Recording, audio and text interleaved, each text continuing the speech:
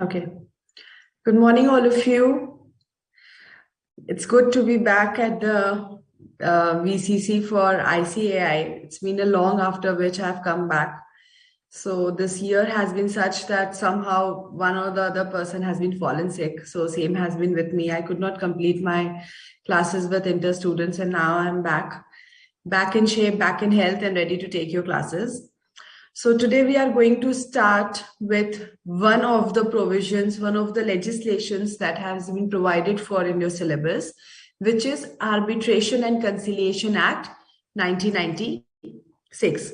Now, this is a part of your paper 4, which is corporate and economic laws, right?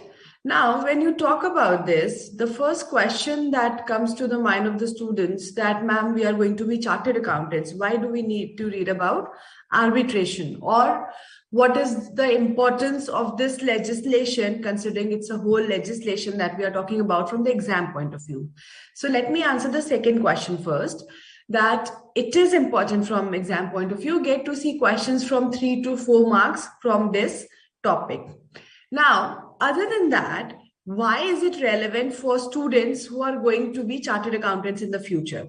Now, you need to understand, with the change in scenario and with the alternate dispute resolution mechanisms picking up, there is a need for knowledgeable specialized professional, like the professionals who are skilled in a particular field, to become arbitrators in order to resolve disputes, company disputes, or the disputes that occur between the parties.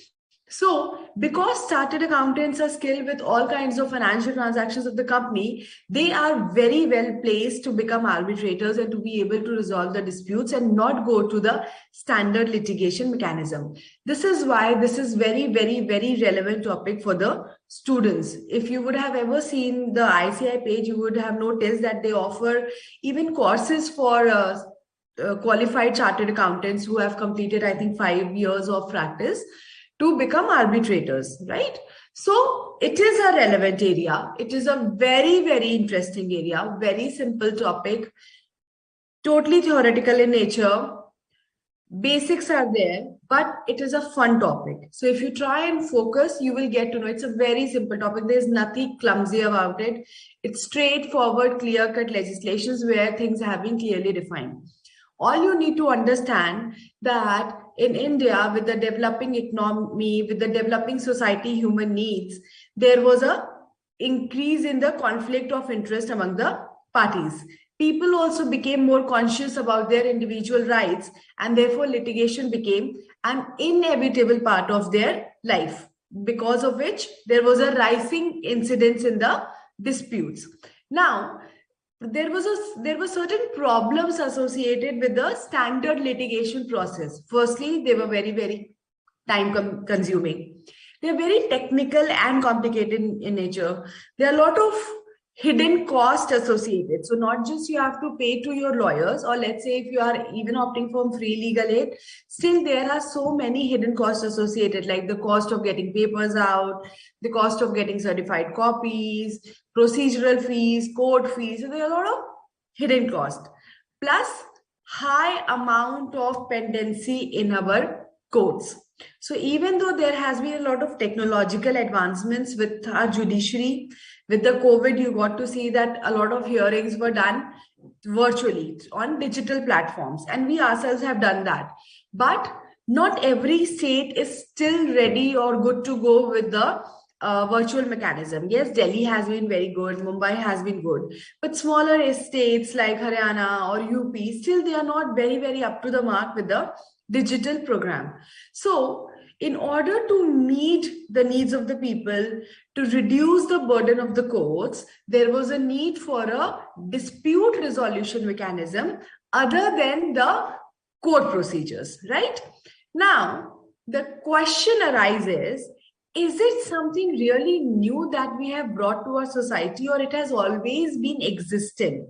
So if you try and understand the way India was formed, there was always a system of alternate dispute resolution. There was panchayats, okay, there were lok adalats, There were also a system of where the elders in the family used to sit together and try to resolve the disputes. So what are all these? These are alternate methods of resolution of disputes. So you will see the presence of alternate dispute resolution, and as old as if you look at our Vedas, there also you find the mention of alternate dispute resolution. Now, this term that we talk about, which is alternate dispute resolution, what does this mean? It just means another methods of resolving disputes in between the parties, the methods which does not involve directly going to the court of law, or it does not involve directly going to the judiciary, right? So yes, there is resolution of disputes. The party to whom we are reaching out, they have the authority to resolve the disputes, but we are not going with a regular litigation mechanism. We are looking for alternate methods, right? What are these alternate methods? Like mediation, conciliation, negotiation, lok adalats, all these are alternate methods of dispute resolution.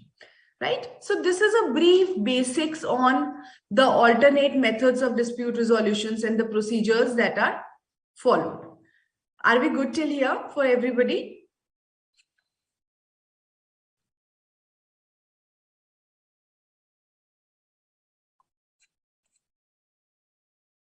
Are we good? Are we good to proceed? I want students to be a little interactive with me on this class, because if all of you are not interactive, there will not be any fun in taking the class. So try and respond, because that way you will also not get bored of just listening to what I'm saying. So for questions also, once we will finish one topic, I'll give you a few minutes to discuss any queries that you have and then proceed further. So are we good till here, students? Okay. Now coming on to the basics of Arbitration and Conciliation Act 1996. So the question arises, was it the first time did we have the Arbitration and Conciliation Act, or in the past also there were some sort of arbitration procedures that were existing? Do you get this question in mind? So there were legislations in the past, but the Arbitration and Conciliation Act 1996 was based on the UNITROL model. So this United Nations Commission on International Trade Law, this is the agency who monitors the international trade, and they develop the framework for the functioning of the trade internationally. So they had developed a model law for resolution of disputes when they happen in case of international trades. So this Arbitration and Conciliation Act was built on the lines of the model law that had been provided under the UNITROL, right? So this act, which is the Arbitration and Conciliation Act 1996, it is an act to consolidate and amend the law relating to domestic arbitration, international commercial arbitration, and enforcement of foreign arbitral awards. So if you try and figure out from this law basically takes care of three areas. One is the domestic arbitration, that is the arbitration take place in India regarding disputes between the parties who are Indians. Second is international commercial arbitration. So arbitration in which the seat of arbitration is India, but maybe the parties are international or non-Indians. Third is the enforcement of a foreign arbitral award. So let's say an arbitral award has been granted or awarded by a foreign institution of arbitration. In that case, how those foreign arbitral awards would be enforced? How will they be executed? So these are the basic three key areas which have been entertained or taken care of in the Arbitration and Conciliation Act 1996. It also contains provisions relating to the conciliation. So arbitration and conciliation both are taken care of in the Arbitration and Conciliation Act 1996. Now the question arises, do we have a comprehensive legislation for mediation as well? Because when we talk about ADRs, or the alternate dispute resolution mechanisms, arbitration, conciliation, mediation are the three words that we see or hear most often, right? But till date, we do not have a comprehensive specified legislation for mediation. Yes, mediation finds its place in civil procedure codes. We have mediation centers in our country, but do we have special centers that have been made for resolution of disputes through mediations? There are courses for mediators, but do we have a comprehensive legislation as of now? We do not. But yes, a bill has very much, a draft bill has been proposed for consultation of the public on mediation, right? There are a lot of things that I will be telling you here, which is not really a part of your case material or syllabus, but they help you to understand the topic as a whole. So yes, it is very much possible for me to restrict myself only to the study material, but that will not give you a holistic understanding on the functionalities of this legislation. So yes, your syllabus is limited to what has been provided in your study material for your exam point of view, and you will get to see the questions along those lines. But there will be a few things that I'll be talking about in order to help you connect with the provisions or things that I am saying. Okay. So the applicability of this law. So this act extends to the whole of India. So earlier there were some restrictions for Jammu and Kashmir. Now with the abrogation of 377, even that has been done away with. So this act extends to the whole of India, and it came into force on 22nd August 1996, wide notification number GSR 375E. Now, this act aims at streamlining the process of arbitration and facilitating conciliation in business matters, so which we already know. There are few important features which are the beauty of this act. This act provides a lot of autonomy to parties. Autonomy in terms of deciding on the procedure for resolution of disputes. Autonomy in terms of choosing the law to which they want to be subjected to. Autonomy in terms of choosing the place or the seat of arbitration. In terms of choosing who would be the person who will take the role of a judge or who would be the arbitrator and help in the resolution of disputes. So the autonomy of parties that we talk about is one of the key and most important and significant feature of arbitration, which makes it extremely lucrative for resolution of disputes, right? Now let's talk about the structure of this act, which is Arbitration and Conciliation Act 1996, how it has been structured. So basically it consists of 4 parts, 88 sections and 7 schedules. So part 1 consists of 10 chapters that deal with arbitration. Part 2 deals with enforcement of foreign award. Part 3 deals with conciliation. And part 4 deals with certain supplementary provisions. So it's a bit huge legislation, not really huge, but it is a decent set of sections, 88 sections it has with 7 schedules. But all of these sections are not a part of your syllabus. So for your syllabus point of view, you only have to restrict to what has been the sections or the content that has been provided in your study material. That is more than enough, right? Now, coming to the basics of alternative dispute resolution. So this alternative dispute resolution is very much enshrined in our constitution as well. So when we talk about equality, right to justice, all of it is enshrined in our constitution, including what has been mentioned in the directive principles of state policy. So the Supreme Court of India, they also recognize the right to speedy trial as being implicit in the Article 21 of the Constitution of India.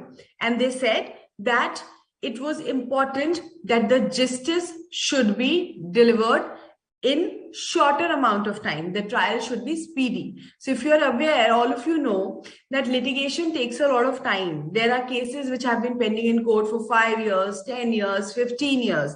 There have been news or there have been cases where a judgment was delivered after The original petitioner and the respondent had died, and after then the judgment came. So we always say this, that justice delayed is justice denied. So right to speedy trial is very much a part of our constitution as well. So in order to give effect to this mandate, the Parliament of India has recognized several ADR mechanisms, or the alternative dispute resolution mechanisms, and these includes like arbitration, conciliation, mediation, negotiation, lok adalats, and they further support the judicial system. So if you would have noticed, over a period of time, there have been new wings coming up. There are new tribunals, that like there is a company law tribunal, we have a separate company law tribunal, we have a separate tribunal for NGT, which is National Green Tribunal, we have a separate tribunal or fast track courts for POCSO legislations or terrorist acts, TADA, right? So these mechanisms are being developed in order to reduce the burdens on our judiciary, and also have mechanism that can lead to speedy disposal of suits or complaints or disputes, right?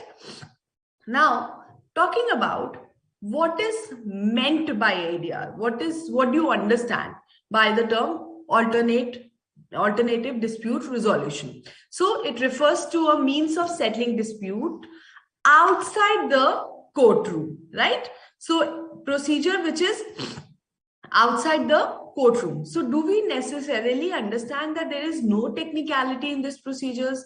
There are no guidelines, no specific SOPs for this?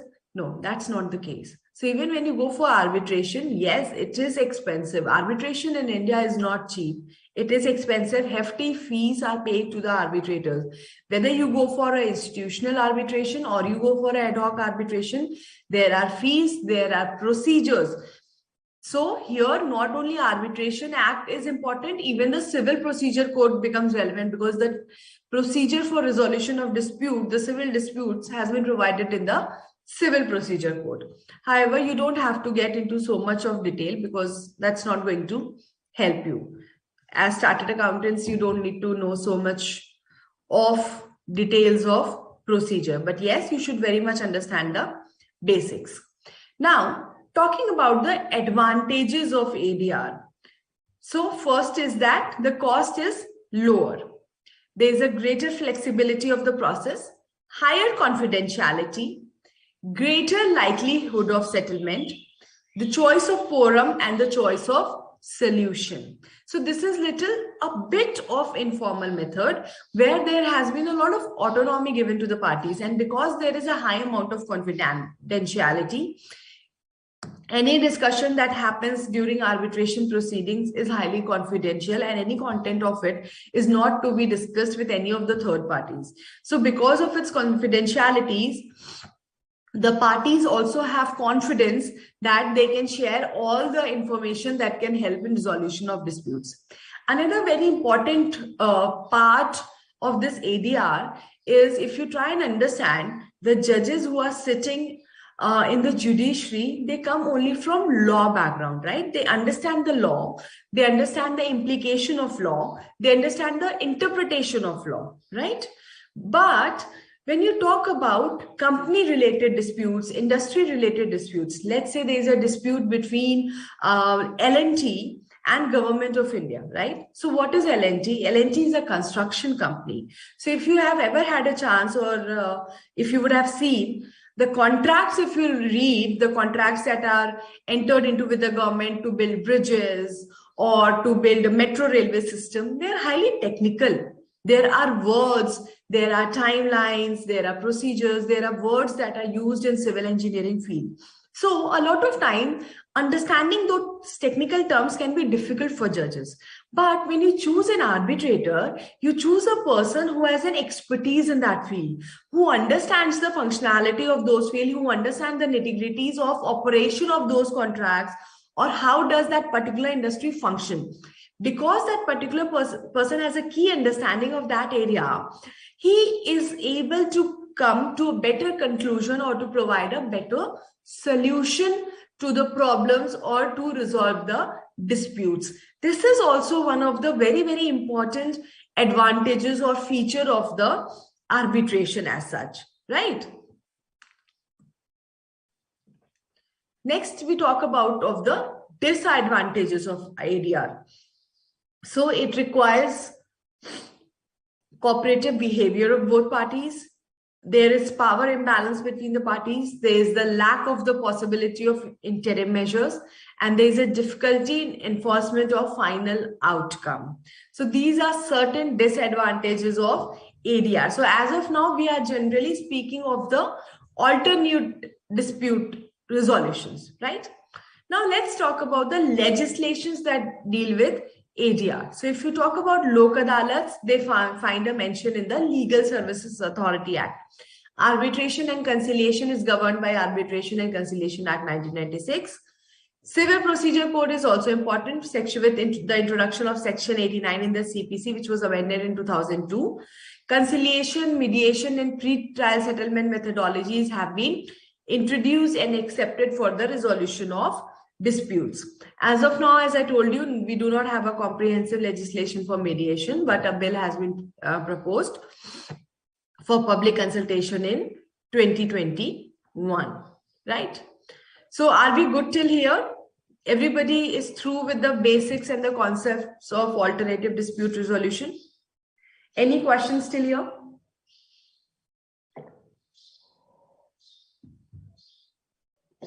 Any queries? Or should we proceed further, students?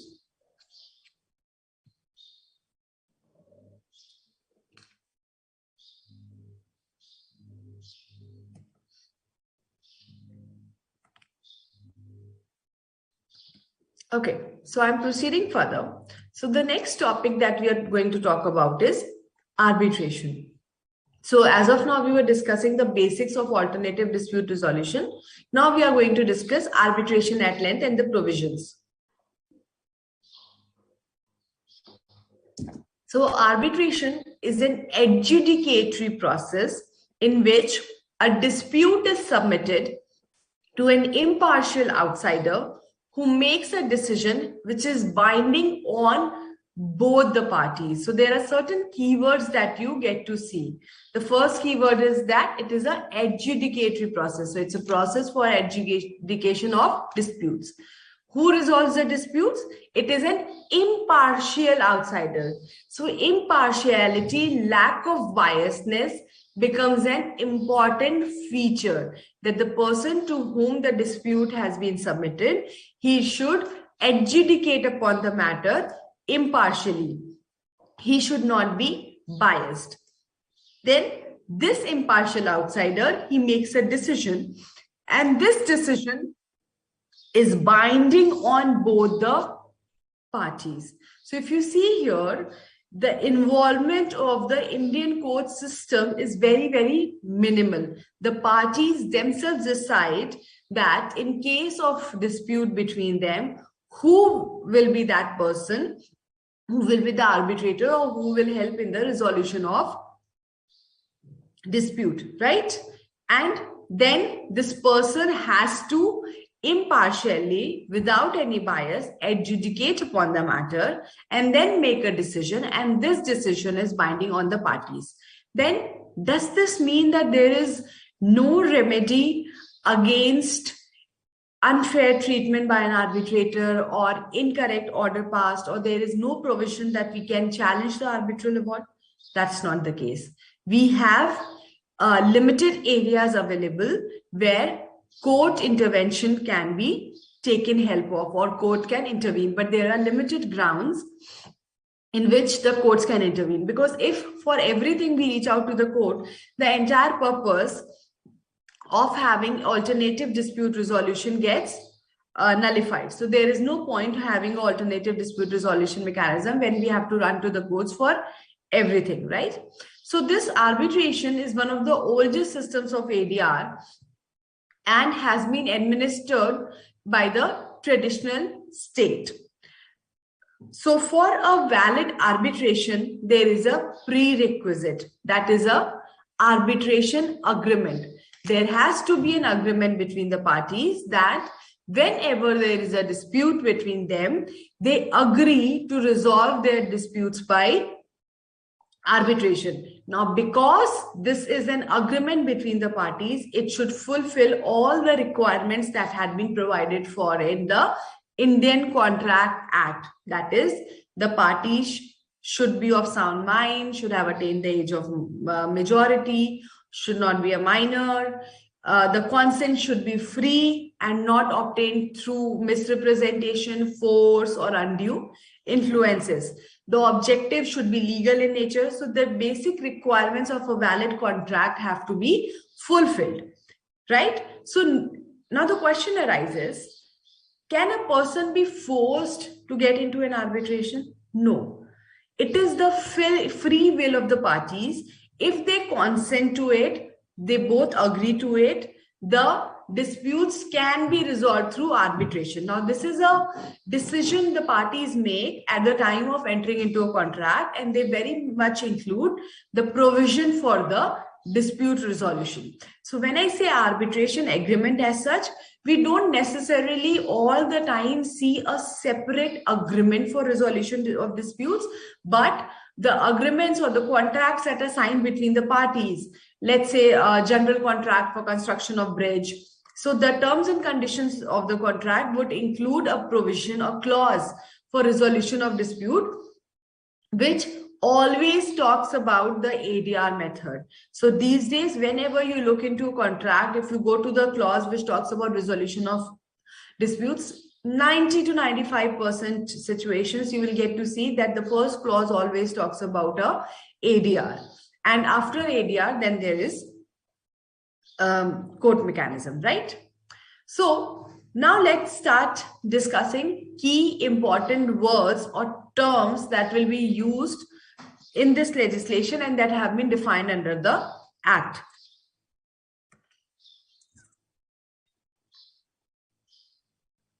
So before we proceed on the relevant terms, are we good till here, or do we have any queries from students? Students, feel free to share any questions that you have, because that way the class becomes communicative, and it is always better to have students interacting with the faculty. So no questions till here. We are good to proceed. Okay. Perfect.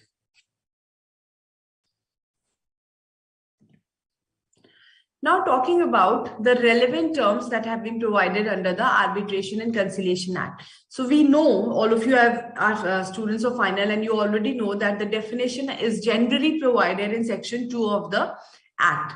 So here the word arbitration has been defined in section 2, and it means any arbitration, whether or not administered by permanent arbitral institution.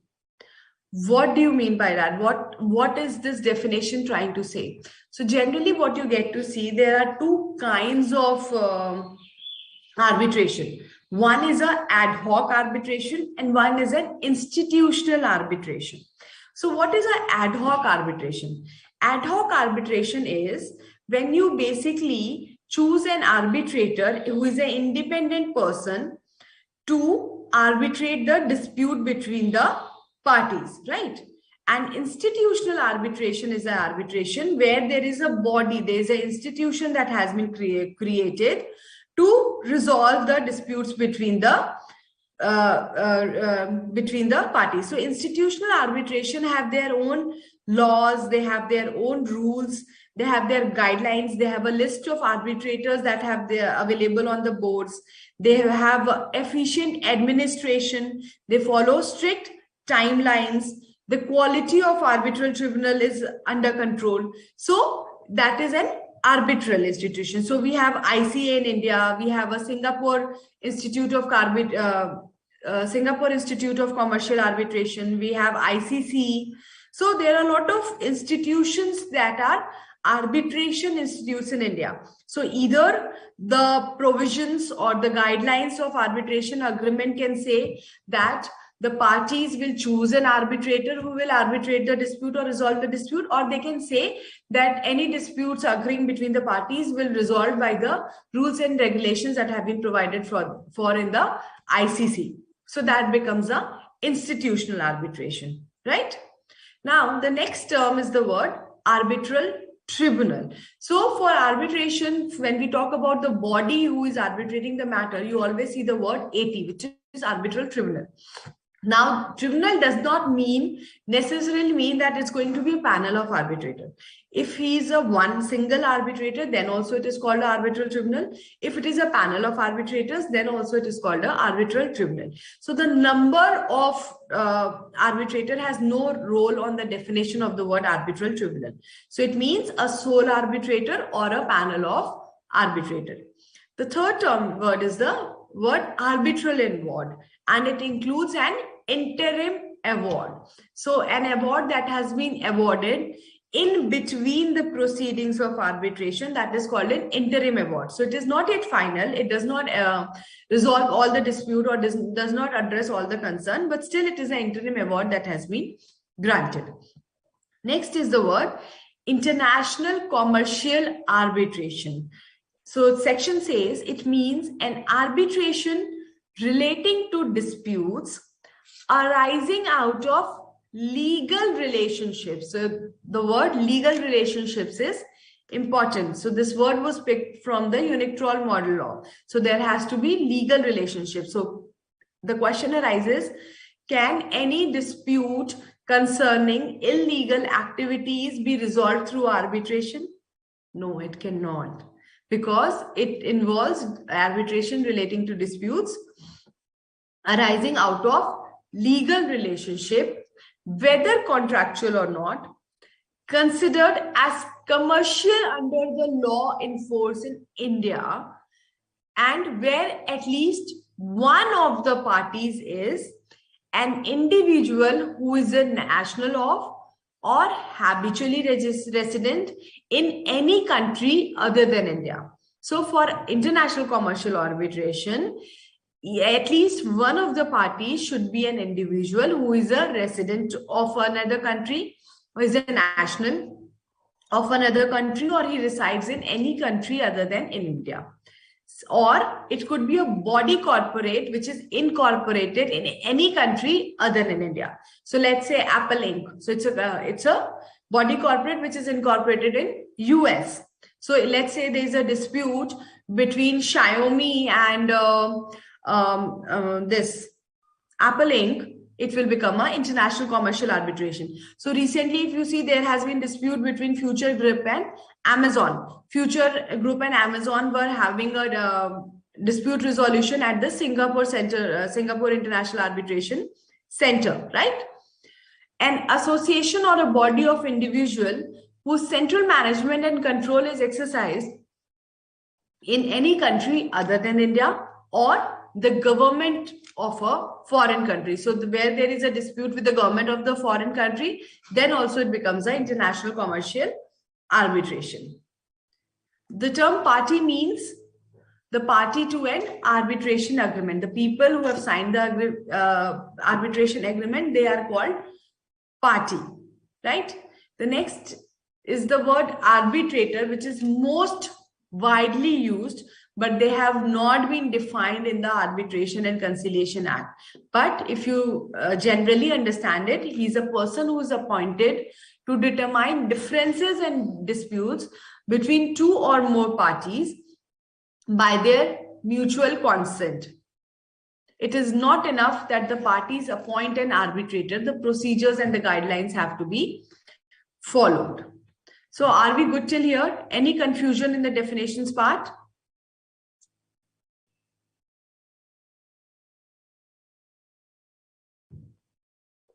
Shall I proceed further? No confusions on the definitions?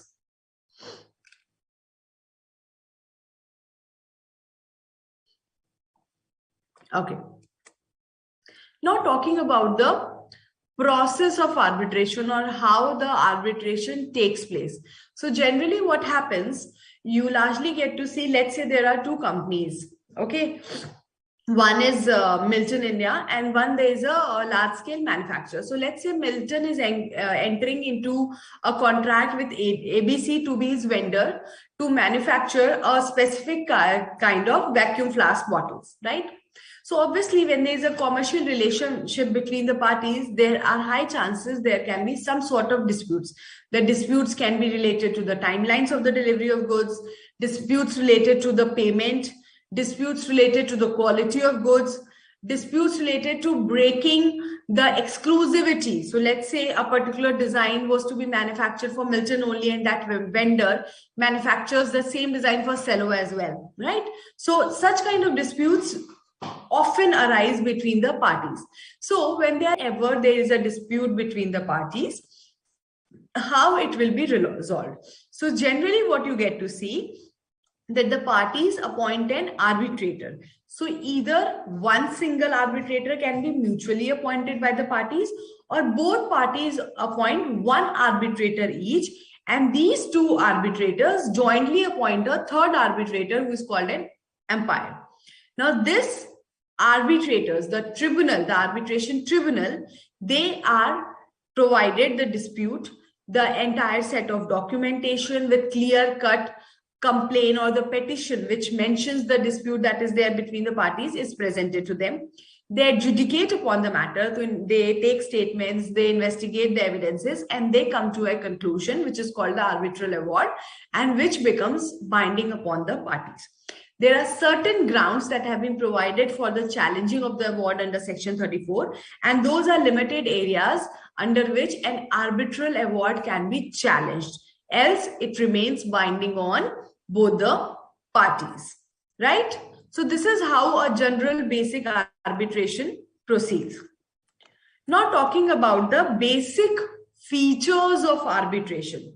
What are the key features of arbitration? So the first and foremost important feature of arbitration is an arbitration agreement. So this arbitration agreement is a binding contract between the parties that whenever there is a dispute, they would not go to the court and they will proceed to arbitrate their dispute. So the clause that you generally got to see, it will be languaged in a way that in case of any disputes arising between the party pertaining to A, B, C, and D. So it is very much defined that what kind of disputes will be resolved through arbitration. So if it is dispute which is beyond the scope of that arbitration agreement, that will go to the court, right? So arbitration agreement is this binding contract between the parties. So when I say binding contract, I'm repeating again, it does not necessarily always mean that there is a separate contract that is entered. A lot of time there is a provision, there is a clause in the main contract itself which talks about resolution of dispute, and this clause itself is considered as the arbitration agreement. Is that clear? Please don't be confused here. Even though the word arbitration agreement has been used, if you get to see a particular provision or a particular section in the act, in the agreement, that is also considered as the arbitration agreement, right?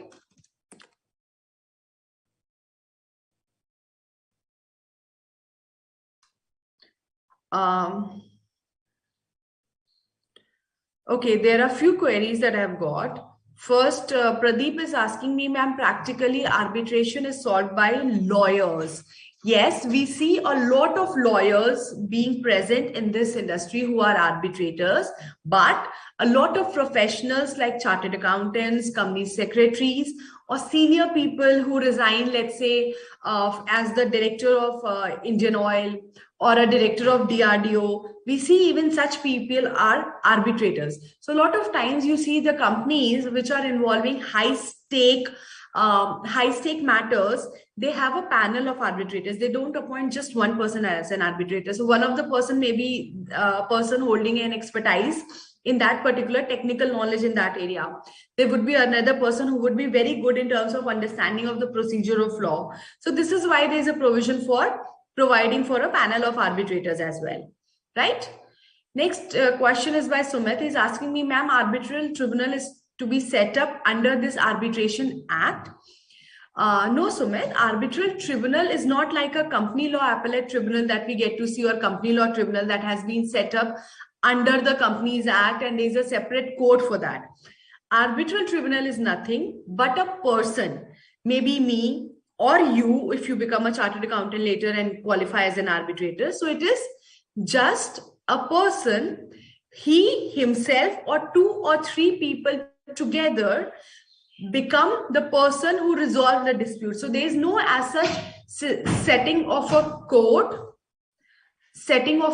as such, but they definitely resolve the disputes by sitting. There is a place that is decided. They sit in the meeting room, conference room, and then adjudicate upon the matter. So you don't get to see that really court wala setup that we are talking about. Is it clear, Sumit? Sairam is asking, ma'am, there is any degree to become an arbitrator? Yes, there are qualifications that have been provided for. Expertise in the field is very much one of the key requirements to become an arbitrator. Along with that, you get to see, if you visit the website of ICAI, even they have a course for becoming an arbitrator. So you can qualify for that and become an arbitrator. Okay. So this confusion with the arbitral tribunal is clear. So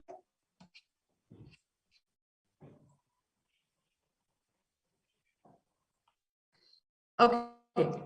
Now coming back to the key features of arbitration agreement. Key features of arbitration. I'm so sorry. So arbitration agreement we have discussed.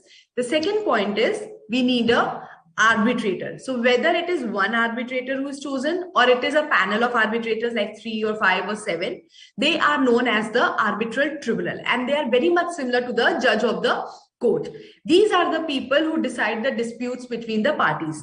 Now, because they are adjudicating upon a dispute, they are supposed to be neutral, impartial, and unbiased. If at any point of time any kind of favoritism or biasness is observed, the party who is aggrieved can very much reach out to the court requesting for the change in arbitrator. Also, you have to understand this arbitrator that we are talking about, it is generally chosen by the parties themselves. So there is a timeline that is provided that when there is a dispute, within 30 days from the date of written complaint or the date of informing the dispute to the party, they will mutually appoint an arbitrator. Only when they are not able to do that, they reach out to the court for their intervention and help. So the aggrieved party, where he notices that there is a delay in appointment of arbitrator and the guidelines that have been provided in the arbitration agreement is not being fulfilled, they can very much request or seek the intervention of the court, right? Now, one of the important things that you need to see here, because these arbitrators are the people who are chosen by the parties in dispute themselves, they have a lot of confidence in them, right? And plus, these people, because they come with some sort of technical expertise, the parties are more comfortable in sharing all kind of technical information. Is that clear? Next is the seat of arbitration. So when I say seat of arbitration, it does not necessarily only mean the place or the venue of arbitration. It also means the country to whose laws you would be subjected to. So let's say there was a dispute between Future Group and Amazon. Their seat of arbitration is Singapore. So by the way, let me tell you, Singapore and London has actually emerged as a hub for international commercial arbitration. Singapore definitely has. So even though Amazon is a US company, Future Group is an Indian company, their seat of arbitration is Singapore. They have chosen themselves to be to resolve their dispute through a institutional arbitration, right? So the arbitration is done by the Singapore Institute of Commercial Arbitration, if I'm not wrong, right? So see, when you choose the seat of arbitration, you are basically subjecting yourself to the laws of that particular country. So when you say that the seat of arbitration would be Singapore, and you agree to be subjected to the laws of Singapore. So when there is a dispute or there is a court intervention needed, the courts of Singapore will intervene in the matter, right? Similarly, if India is the seat of arbitration, then Indian laws would be applicable and Indian courts will have the authority to provide supportive assistance whenever there is requirement for a intervention, right? And the court who would hear challenges would also be subjective to the seat of arbitration. Is that clear?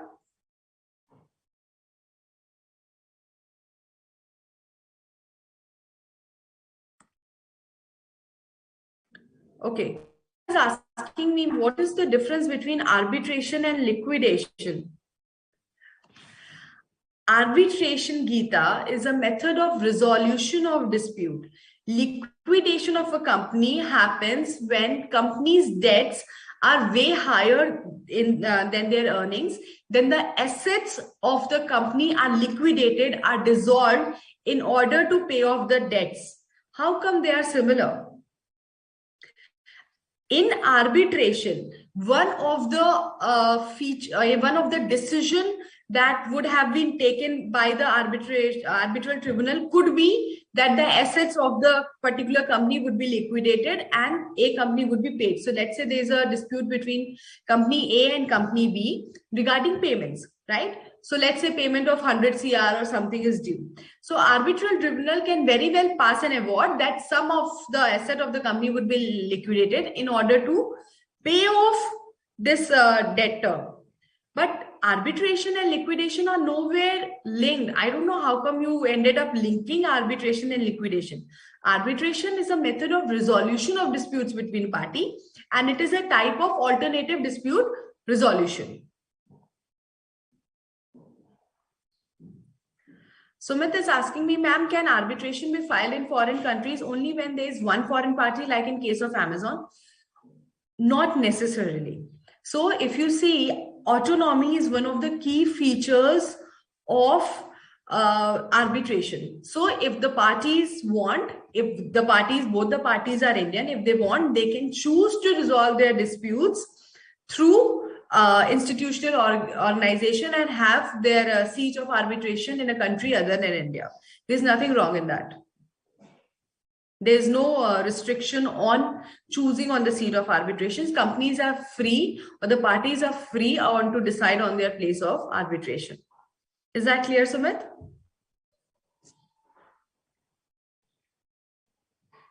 But you always have to remember that there are associated costs. So when you choose Singapore as your seat of arbitration, every time there's an arbitration hearing, you have to fly down to Singapore.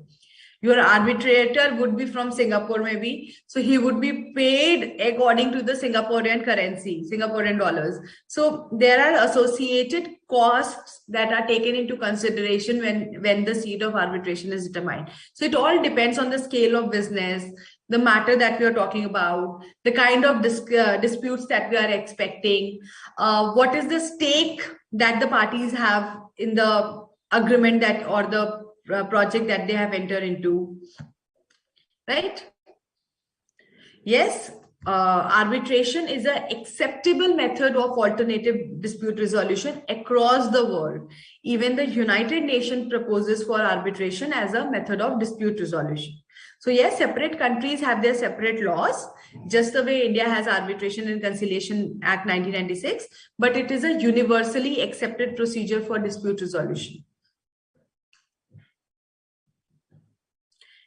The next key feature of arbitration is party autonomy and procedure. So when we say party autonomy and procedure, we are trying to say the choices that the party has. The party has a choice to decide on the applicable law, to decide on the seat of arbitration, to decide on who the arbitrator be, to decide on the procedure, the timelines, like whether it will be one arbitrator or it will be 3 arbitrators or 5 arbitrators, who would be those arbitrators, what would be their qualification, what kind of disputes we want to be resolved through arbitration. So it is very much possible that the parties specifically define that only A, B, and C disputes arising from this contract will be resolved through arbitration. So let's say if there is a dispute other than that has been defined for, then it will be resolved through normal litigation process. So there's a lot of autonomy provided for space that is available to the parties to decide on the procedures for the resolution of dispute. The next is the arbitral award. So this award that is passed by the arbitrator, the decision that is given by the arbitrator, it is the binding on the parties, and there are very, very limited grounds available under which they can be challenged. Next is finality of outcome. So generally there is no appeal against an arbitral award, but there are few grounds under which they can be challenged, like an invalid arbitration agreement, the parties' incapacity to enter into contract, the independence of the arbitral tribunal, or the biasness of the arbitrator, or unfair procedure. So these are some of the grounds that have been provided for in Section 34 of the Act. Another important feature is confidentiality. So whatever happens in arbitration, it remains private. It is only known to the parties and the arbitrators. And all of these people are prohibited from sharing the information to any person who is not involved in arbitration. Any document, any information that is received during the course of arbitration, it remains confidential. So basically this is done so that the parties feel confident enough to be able to share all kinds of information that can be used to come down to a proper solution that can help to resolve the disputes between the parties.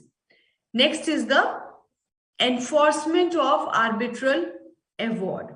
So we have procedures for enforcement of domestic arbitral award also, and international arbitral awards as well. Okay, so are we clear with the features?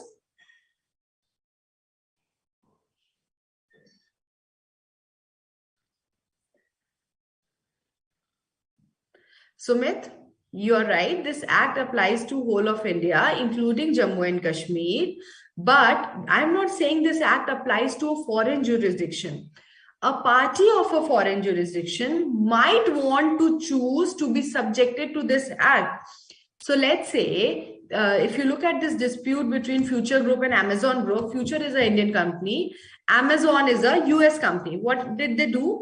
They chose a neutral jurisdiction. So Singapore is a neutral jurisdiction for both India, for both Future and Amazon, right? This is why they chose Singapore and decided to be subjected to the Singaporean laws. So I'm not saying that it applies to a foreign jurisdiction. I'm saying that a foreign award, let's say an award has been granted by arbitral award has been granted in Singapore, but it needs to be executed in India. So if it needs to be executed, we have provisions and guidelines for execution of those foreign award. Is that clear, Sumit?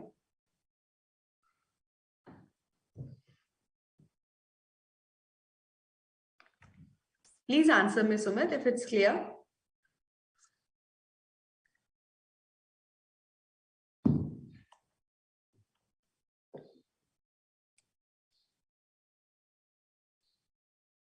Yes, Sairam, you're right. Arbitral award is the decision that is passed by the arbitrator to the parties. Now let's talk about differences between litigation and arbitration, or key distinctions between arbitration and litigation.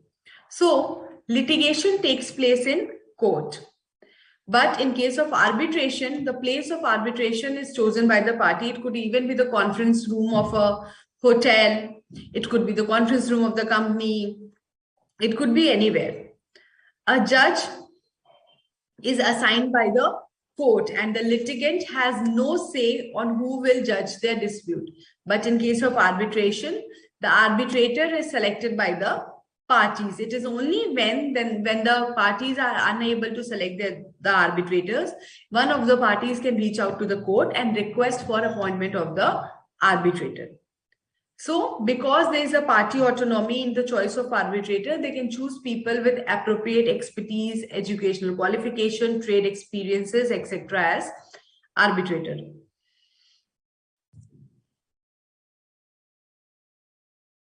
So the procedure followed by the court is fixed and determined by the rules of the court. In India, it would be governed by the Civil Procedure Code and the rules that are applicable to the particular court. Here, the parties have adequate flexibility to choose the procedure that would apply to their arbitration. They could either construct such procedures or adopt procedures of an arbitral institution.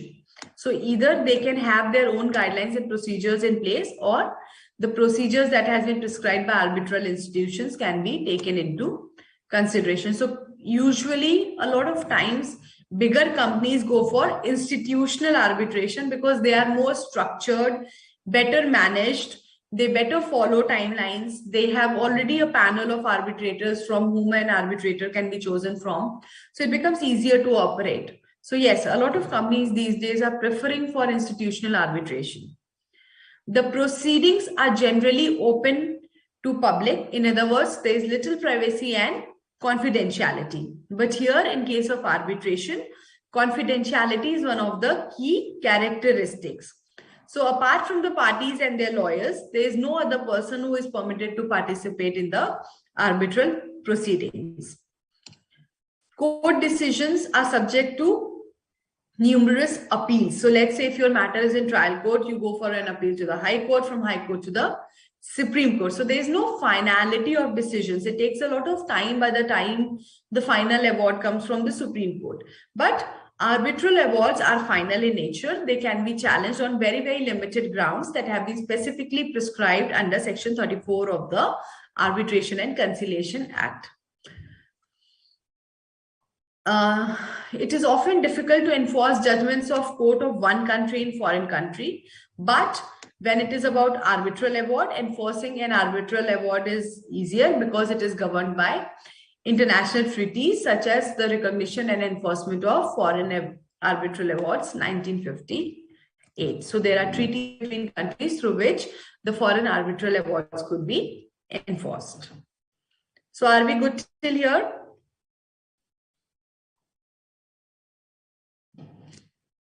Say yes or no, please. Any confusion on this?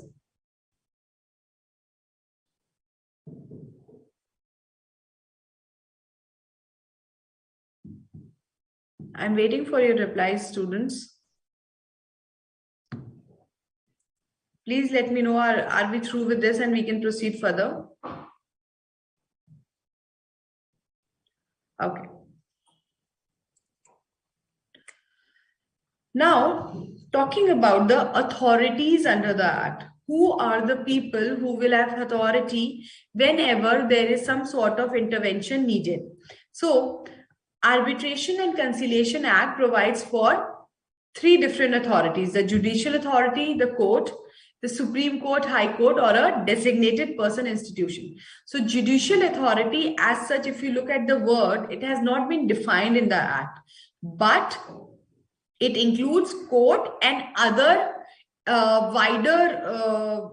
wider tribunals like a consumer forum, company law tribunal. So it is a wider concept. So there was a case, this is one of the landmark cases, SBP versus Patel Engineering. It is one of the landmark cases of arbitration. Along with there's a case of AFCON's and infrastructure. So these are some of the landmark cases of arbitration. So in this case, which is SBP versus Patel Engineering, the court observed that a judicial authority as such is not defined in the Act.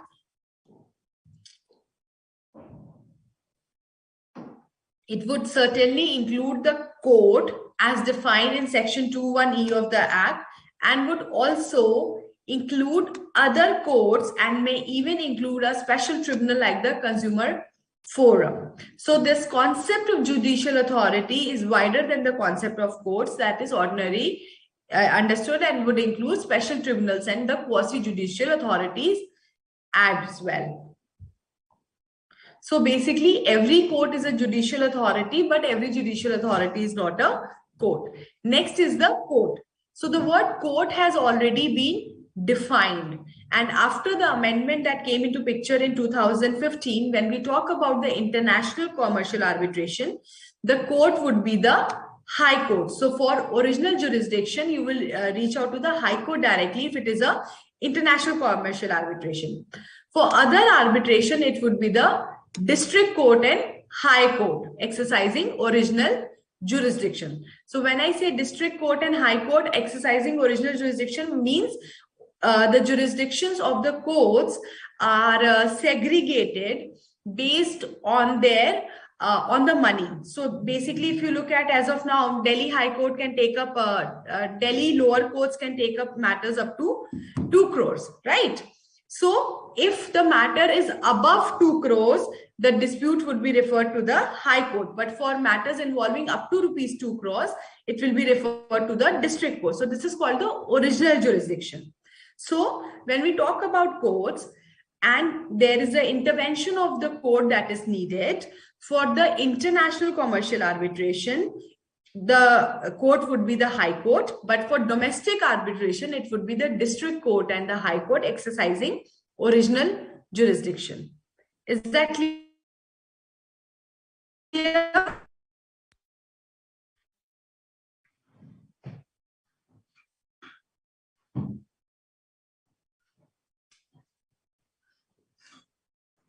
Yes, Sumit, the arbitration order can be appealed in the court depending on the jurisdiction. If it is domestic arbitration, it will be district court and the High Court.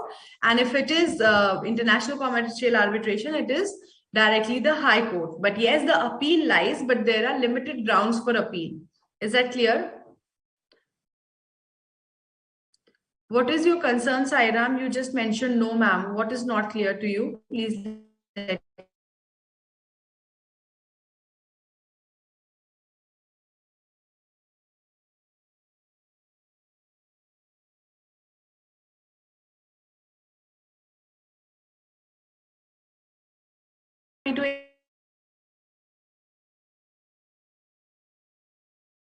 So basically, whenever we talk about original jurisdiction, we mean that the authority of the court to take cognizance of the cases which can be adjudicated by that court at the first instance. So let's say if there is a theft that has happened in the house, you will first go to the district level courts. You directly do not go to the High Court.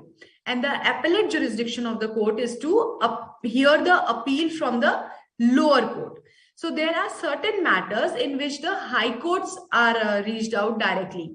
So if you talk about Delhi as such, if the matter exceeds 2 crore rupees, then the original jurisdiction will lie with the Delhi High Court. But if the matter is for less than 2 crore rupees, the original jurisdiction will lie with the district court, that is the lower court. So when we talk about courts, the jurisdiction, the original jurisdiction in case of domestic arbitration, it lies with the district court and High Court, and where it is an international commercial arbitration, it lies with the High Court only. This is what is meant here. Is that clear?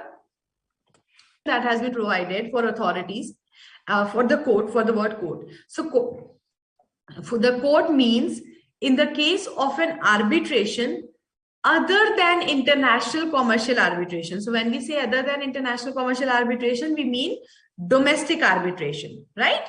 So in the case of domestic arbitration, the principal civil court of original jurisdiction in a district and includes the High Court in exercise of its ordinary original civil jurisdiction, having jurisdiction to decide the questions forming the subject matter of the arbitration, if the same had been the subject matter of suit, but does not include civil court of a grade inferior to principal civil court or court of small causes. So let's say you require court's intervention. Court's intervention in terms of challenging the award, right? The parties are unhappy and you want to challenge the award, and it's a domestic arbitration. The award is for less than 2 crore rupees. So if it is for less than 2 crore rupees, you will go to the district court. If it is for more than 2 crore rupees, you will go for the High Court. So basically, when we talk about domestic arbitration, the court means High Court and the district court on the original side. We are not talking about appellate jurisdiction. We are talking about original jurisdiction. The right of the court to first-hand try the matter is called the original jurisdiction. So High Court does not only have an original jurisdiction, it has an appellate jurisdiction also. It hears appeal also. Correct? Now, second subsection says, in the case of international commercial arbitration, High Court in case of its ordinary civil jurisdiction. So wherever the arbitration is an international commercial arbitration, the court will be High Court original side. So in case of domestic arbitration, it can be High Court or the district court. In case of international commercial arbitration, it is only the High Court original side. Is that clear? This is how you have to remember. Next is, there are certain specific responsibilities that has been entrusted to the Supreme Court and High Court. So where the situation is that the parties fail to appoint an arbitrator, the authority of appointing an arbitrator lies with the Supreme Court and the High Court.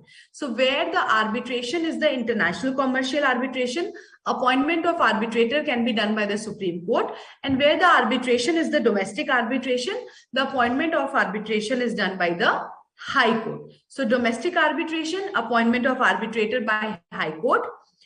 International commercial arbitration, appointment of arbitrator by the Supreme Court. So this happens only when the procedure that has been prescribed for appointment of arbitrator or the timelines that has been given in the arbitration agreement is not fulfilled.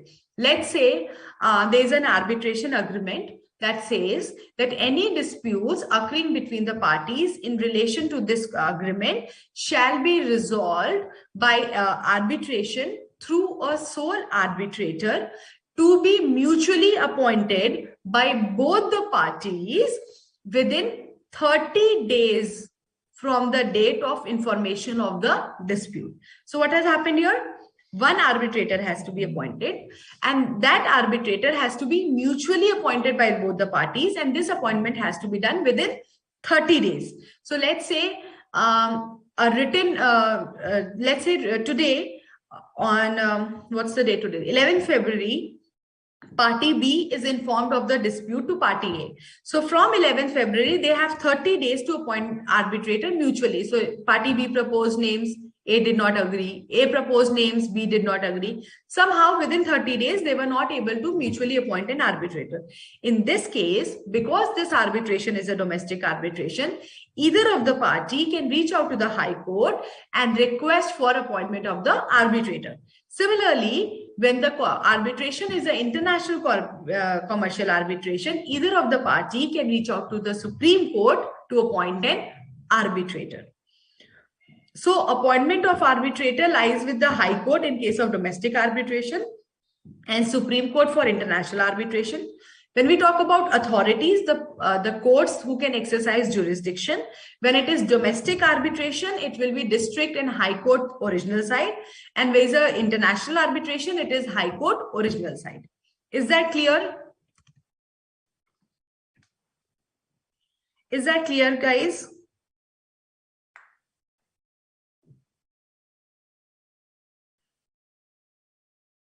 Any confusion on this concept of court and authority? Please let me know. Students often get confused here.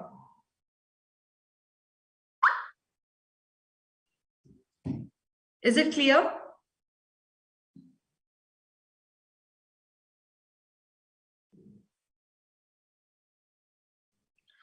Arbitration you get to see largely for commercial transactions, Saira.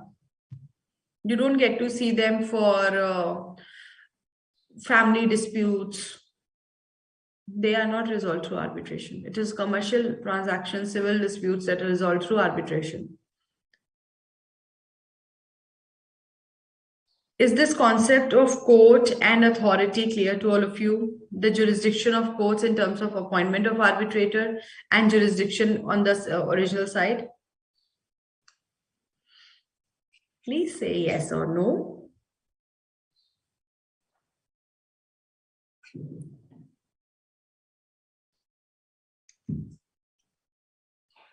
Okay.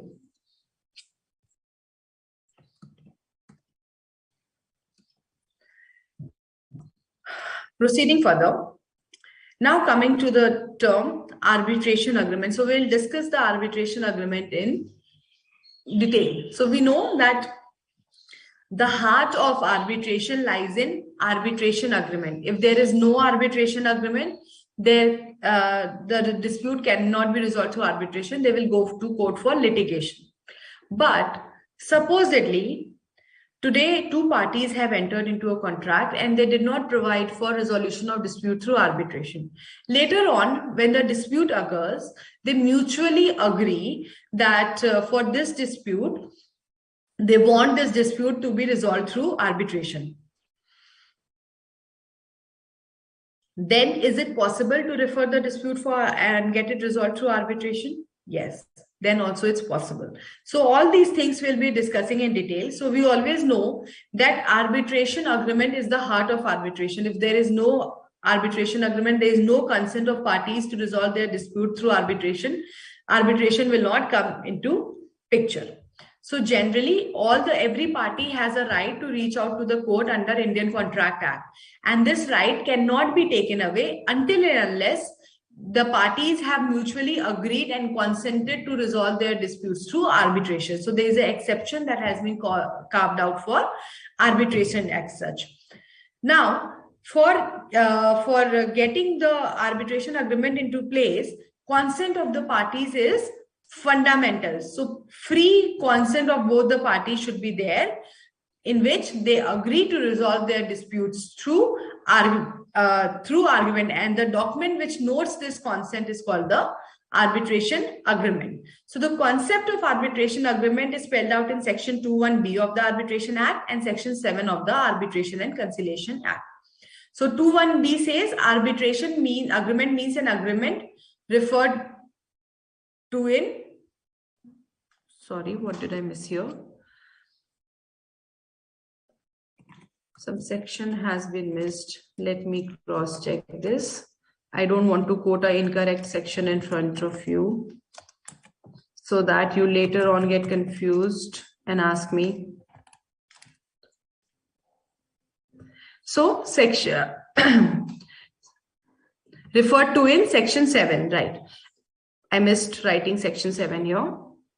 So arbitration agreement means an agreement referred to in section 7, and section 7 says arbitration agreement means an agreement by the parties to submit to arbitration all or certain disputes which have arisen or which may arise between them in respect of a defined legal relationship, whether contractual or not. So first point is, it is an agreement by the parties.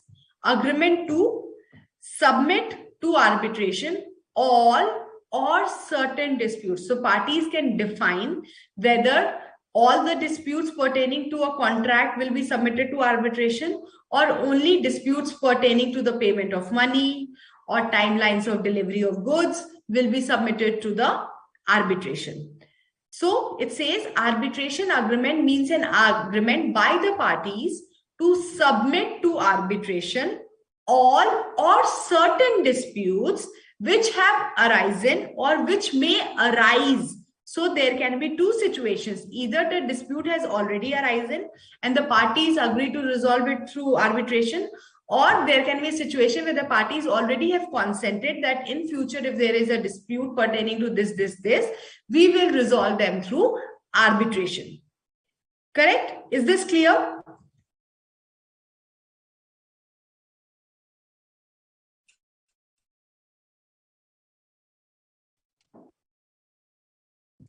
Is this clear, guys? So I'm repeating again.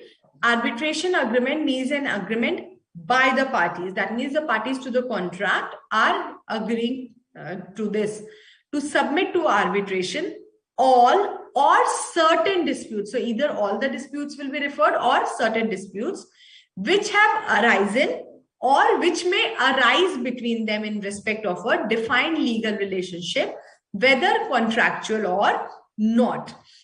So an arbitration agreement may be in the form of an arbitration clause in a contract, or in the form of a separate agreement.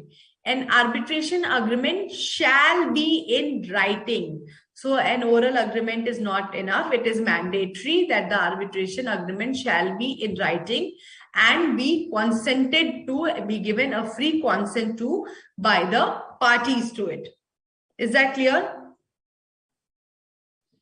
So subclause 4 says an arbitration agreement is in writing if it is contained in a document signed by the parties, an exchange of letters, telex, telegrams, or other means of telecommunication, including communication through electronic means which provide a record of the agreement, or an exchange of statement of claim and defense in which the existence of the agreement is alleged by one party and not denied by the other.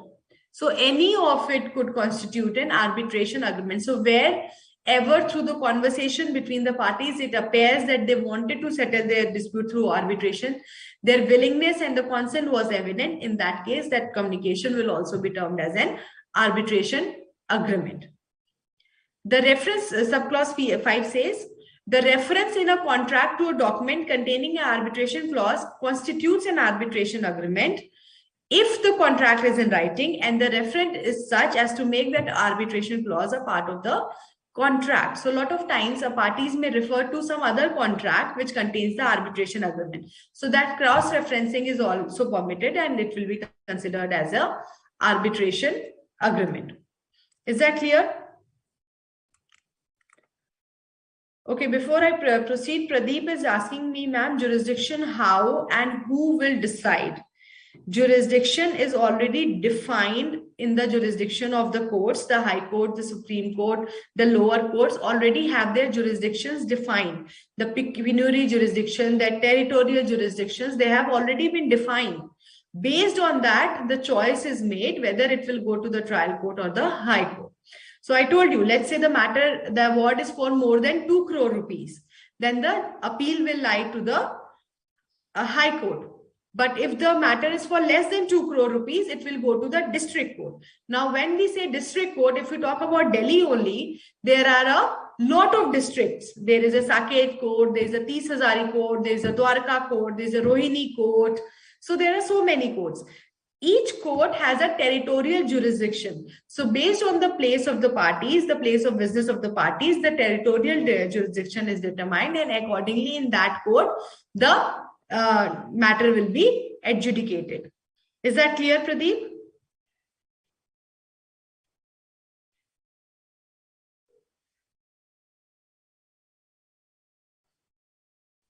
Pradeep, is this clear?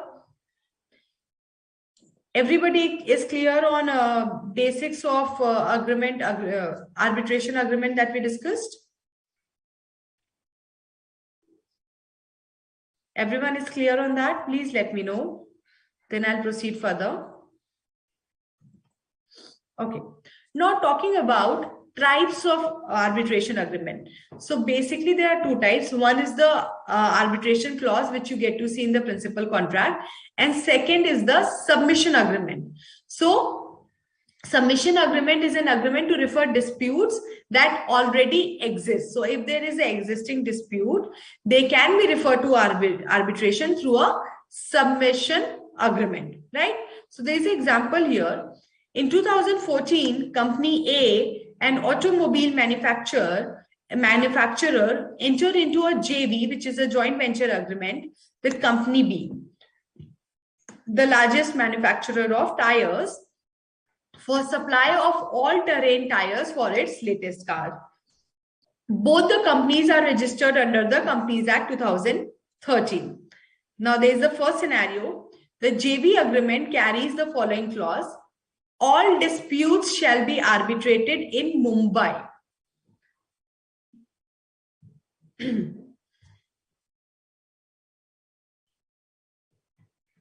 So let's say the clause says all disputes pertaining to this agreement will be arbitrated in Mumbai.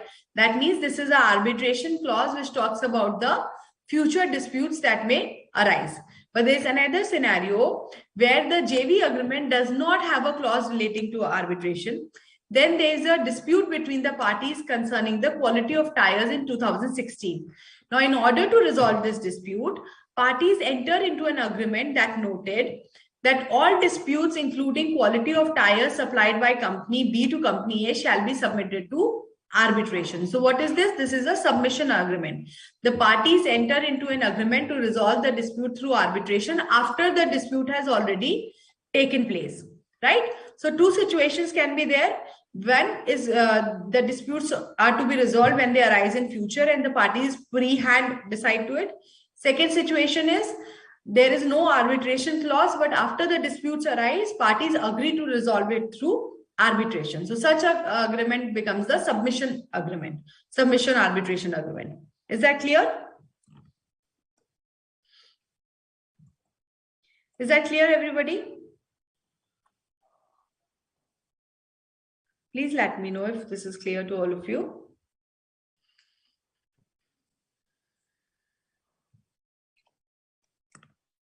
Proceeding further, we are going to talk about certain general principles of arbitration. So first principle is that the arbitration agreement has to be valid.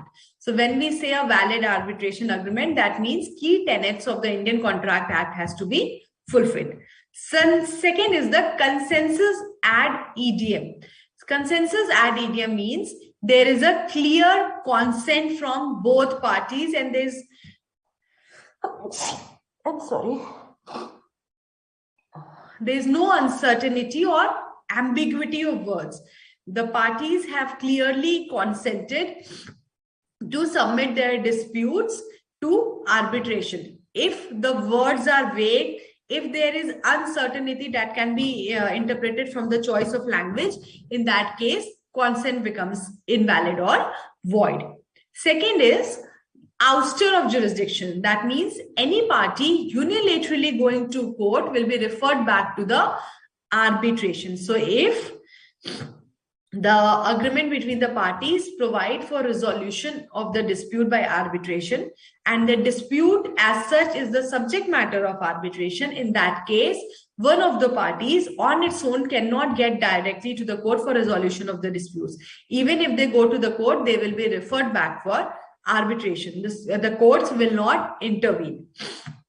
Next is doctrine of separability. So doctrine of separability comes into picture where, let's say, for certain reasons, the agreement that was entered between the parties is invalid or void. But even in that case, arbitration clause will survive. So the doctrine of separability says that an arbitration agreement, even though contained in a contract, is a separate agreement from the contract itself.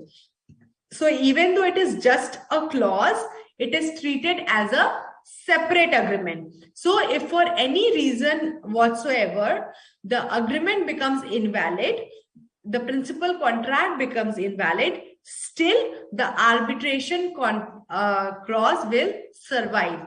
And if the clause provides for arbitration, the parties can refer for resolution of dispute through arbitration. Next is the competency to rule on its jurisdiction. So arbitration tribunal has the capacity to rule on its own jurisdiction, even if it involves a question of validity of the main contract. So even if the question before the arbitral tribunal is whether the main contract is valid or not, that also can be decided by arbitral tribunal. So the AT, basically, if you get to see, he has the powers to check the validity or to determine the validity of the main contract without contradicting its own jurisdiction. Now, talking about the requirements of a valid arbitration agreement. So there are certain key requirements that need to be fulfilled to ensure that the arbitration agreement is valid.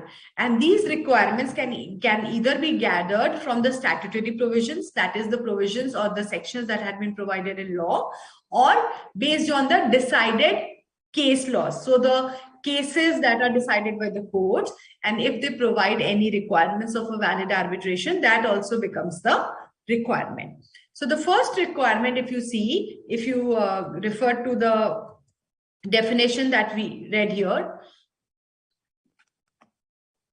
It said, arbitration agreement means an agreement by the parties to submit arbitration all or certain disputes which have arisen or may arise between them in respect of a defined legal relationship, whether contractual or not.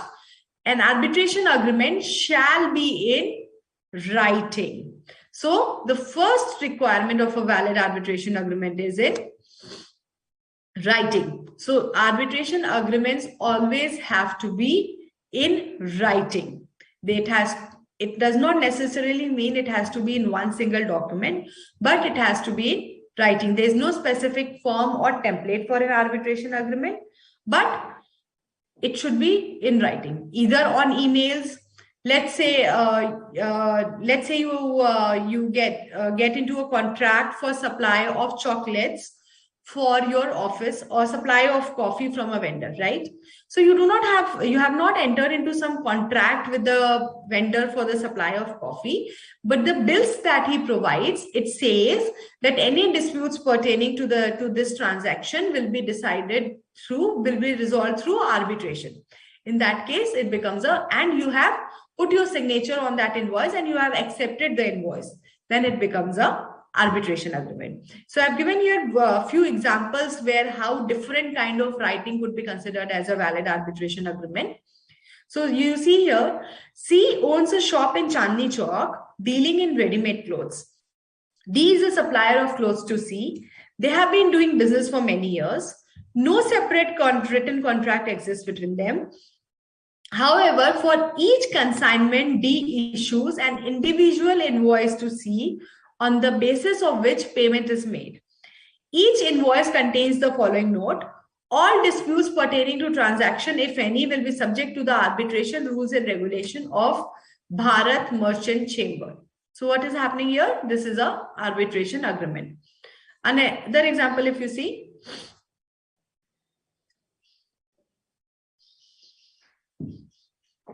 Vikram wants to start a sweet and confectionery shop and contacts Ahuja confectioners and bakers for supply of cakes.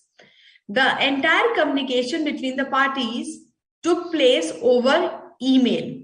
One of the emails received by Vikram from Ahuja bakers had, among other terms of service, the following condition: any dispute regarding quality or delivery shall be submitted to arbitration conducted under the aegis of Indian Confectionery Manufacturers Association. Please place your order if the above terms and conditions are agreeable to you. Vikram placed an order. The contract stood affirmed by reason of their conduct. So here the consent has been granted through the conduct of Vikram. So this would be a arbitration agreement in writing. So here the arbitration provision is contained in the correspondence between the parties. Is this clear? The requirement of writing is clear? Please say yes or no. Are we good till here, people?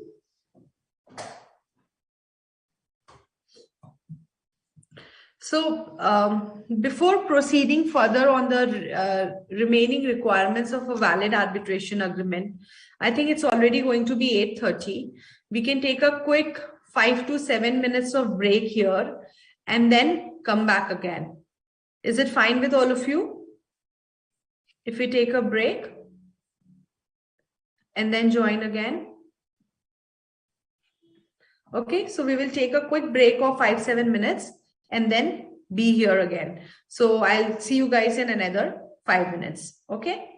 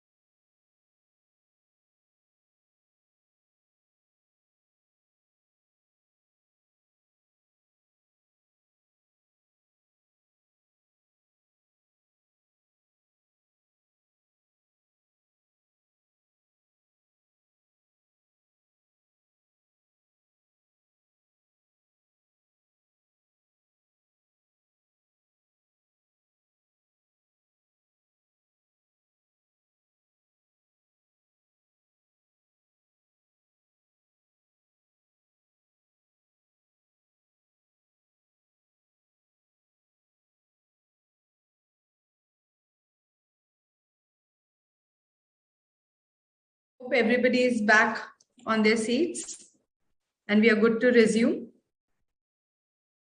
Please give me a go ahead. I'm teaching for all of you. If you are not there, what's the point, right? So all of you are back to your seats. 5 minutes break was good enough for everyone. Much needed, right? I know long classes can be tiring at times and you need some time to fathom yourself.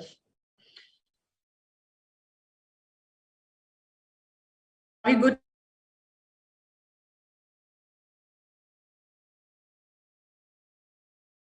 At least say yes. Drop me a yes in the chat box.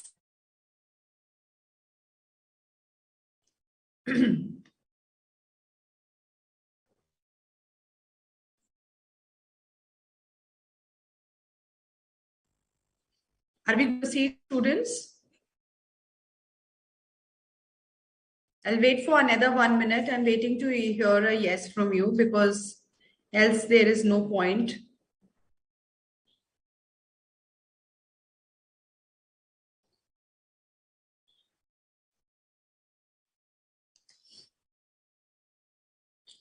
Okay, let's begin then.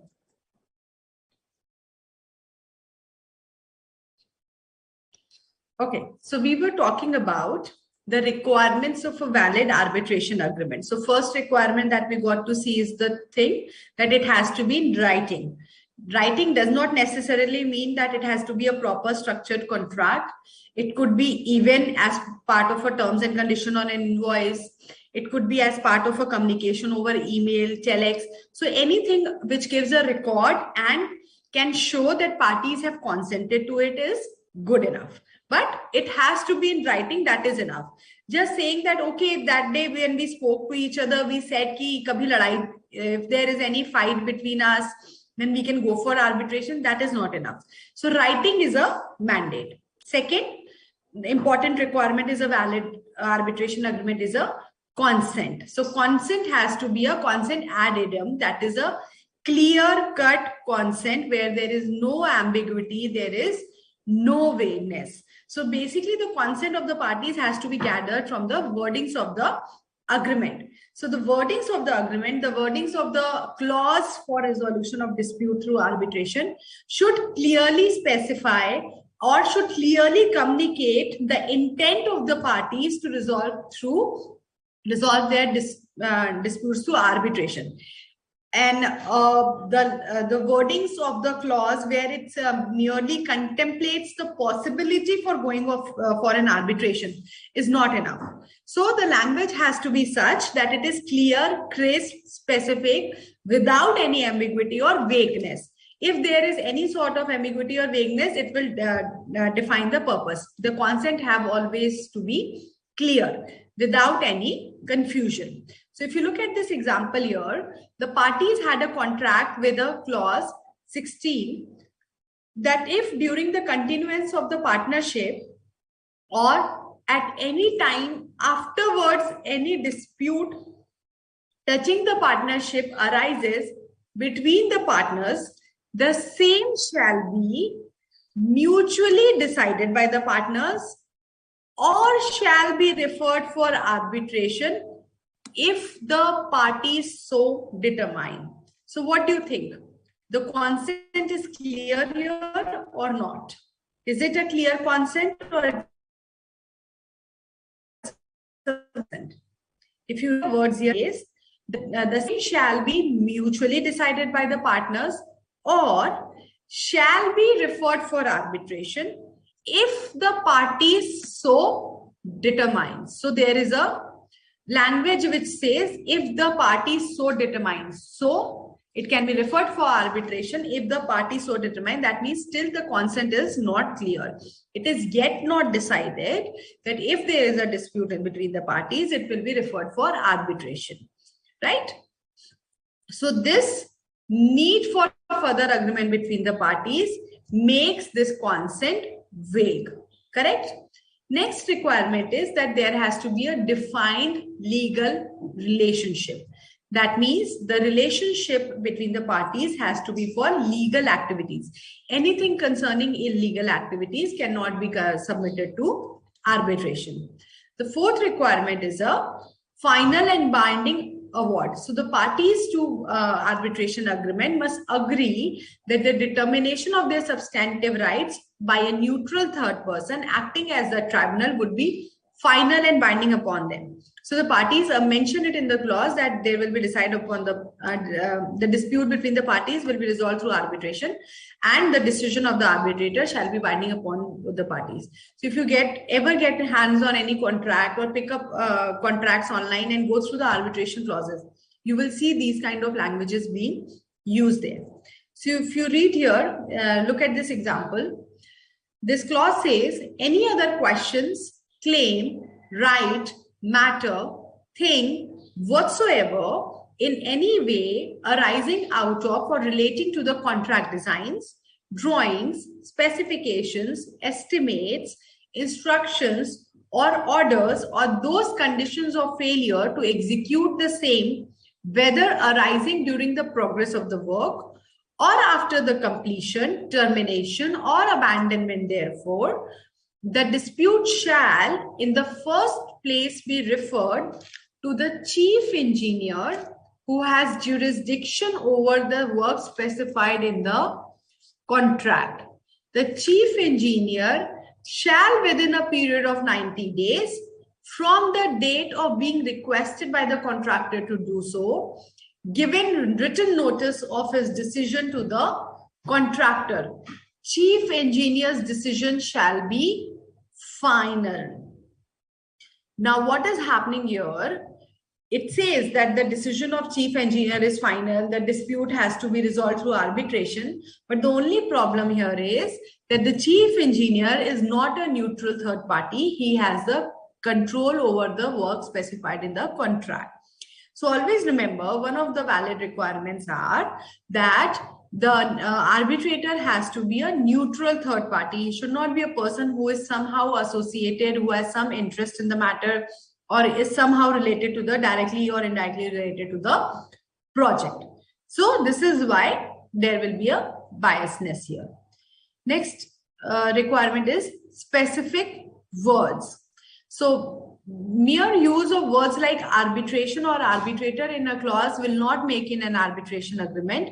Usage of such word is not a necessary requirement. So for it to be considered arbitration agreement or arbitration clause, the provision has to be clear and specific. There has to be a clear consent, properly written in writing. The intention should be clear. Just because the word arbitration or arbitrator is mentioned, it does not necessarily become a valid arbitration agreement. Dispute can be in present or it can be in future, that can be subjected to arbitration. Arbitrability. So when we say arbitrability, we are talking about the matter of the dispute. So if you remember, I was telling you, we can either refer all disputes pertaining to a contract to arbitration, or we can specify the set of disputes that need to be arbitrable. So if a dispute has to be decided by arbitration, it should be a subject matter of arbitration. So the dispute proposed to be submitted to arbitration must be arbitrable. There are certain disputes that the law retains exclusively for the court, and the same cannot be submitted for arbitration. So there are always certain set of disputes that can never be decided by arbitration, like criminal offenses, matrimonial disputes, guardianship matters, partition disputes, testamentary affairs, mortgage suits, sale of a mortgage property. All these cannot be arbitrated. These will always be decided by the court. So the matter of dispute should be such that is arbitrable in nature. So if you look at this example here, the parties agreed to refer the question of winding up of a company to arbitration. So first tell me, is winding up of company is even a prerogative of arbitration, or it is a decision of a company law tribunal? So the power of winding up lies with the company tribunal, right? So arbitrator will not have a jurisdiction to wind up a company. So the court cannot make a reference for arbitration here. Correct. So the matter for arbitration should always be one that can be arbitrated.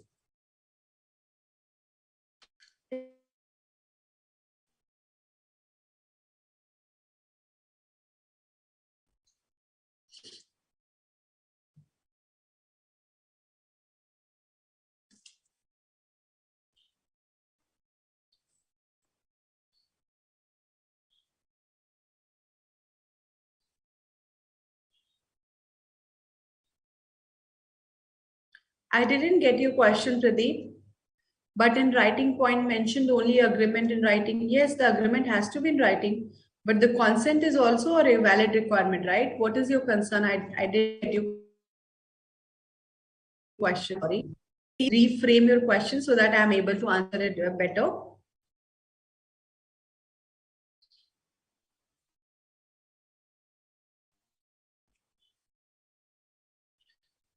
Okay, coming to the next requirement, which is signature. So signature is required only when the arbitration clause is contained in a contract where there is a correspondence or exchange of pleadings. Their signature is not a mandate. So here is a sample arbitration clause that,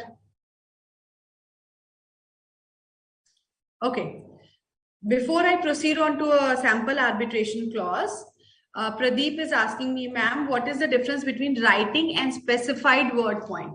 So when I say that the arbitration agreement has to be in writing, that means it has to be written. The records has to be retrievable.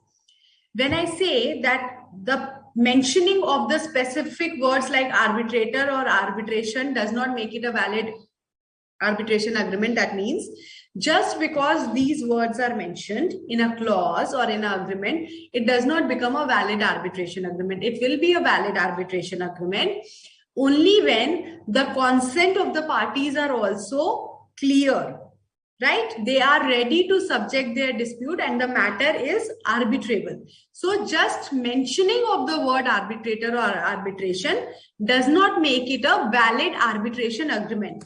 Consent also has to be clear. The matter should be subjected to a neutral third party. All the other requirements also needs to be met. This is what is meant there. Is that clear? The difference between writing and specific word point?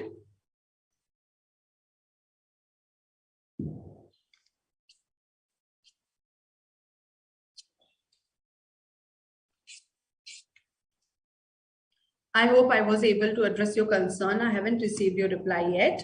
Anyways, I'm proceeding further. So here there is a sample arbitration clause that I have included here.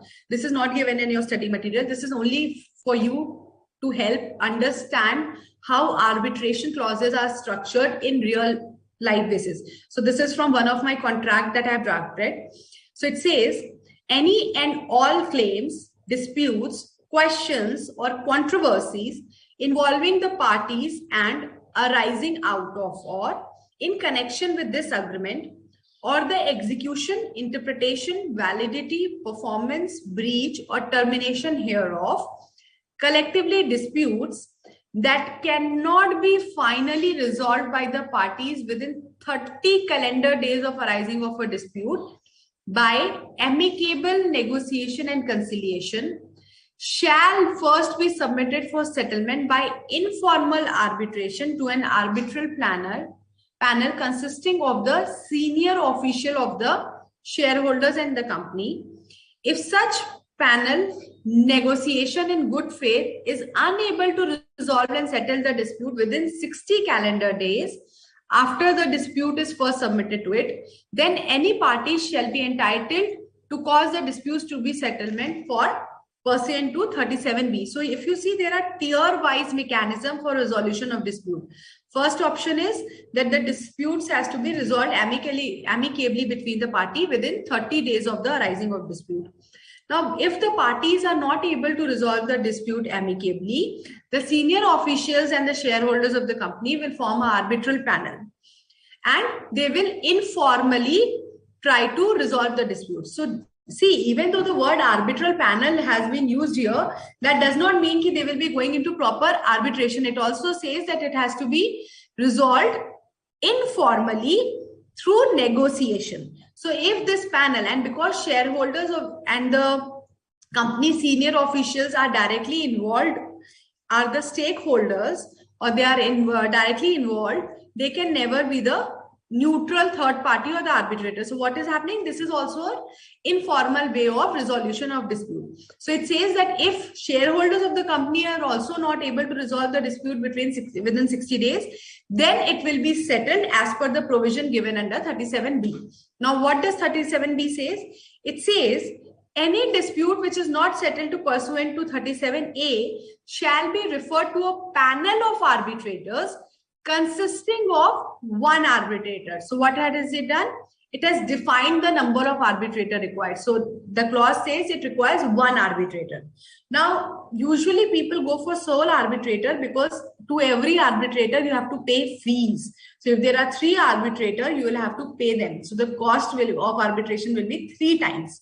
So here it says that the panel of arbitrator consisting of one arbitrator appointed by the petitioner in party or parties, as the case may be, one arbitrator appointed by the respondent party or respondent. So what has he said? If there are 2 parties to the agreement, one petitioner will Okay, so what is it saying? That one arbitrator will be appointed by the petitioner, the person who has submitted the dispute.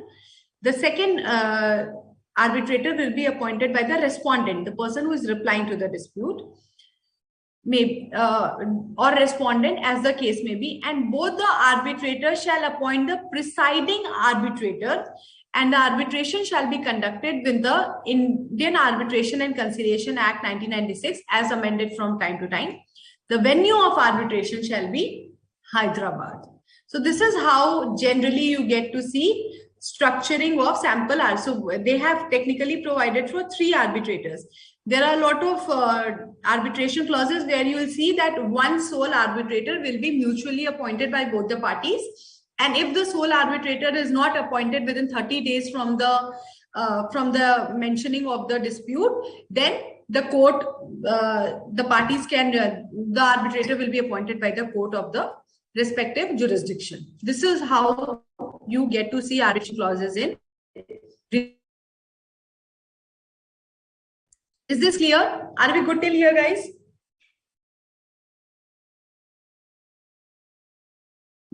Any confusions till here? Any queries? Any questions? These are just the basics that we are talking about as of now.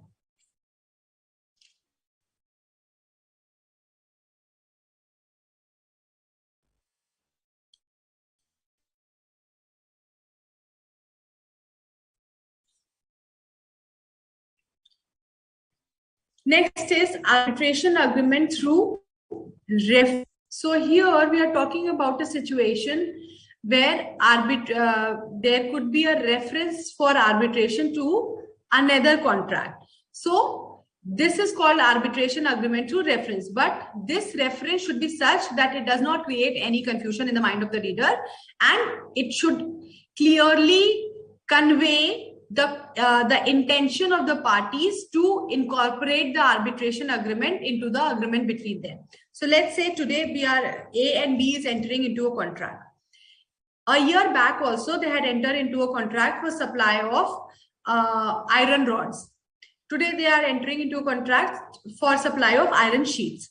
Now they may refer to the previous contract for arbitration, but the language in today's contract should be such that it does not create any confusion. It should clearly convey that the parties were willing to incorporate the arbitration agreement into the agreement between them. So that clause from the older agreement will be considered as a part of this agreement. This is what is an arbitration agreement through reference.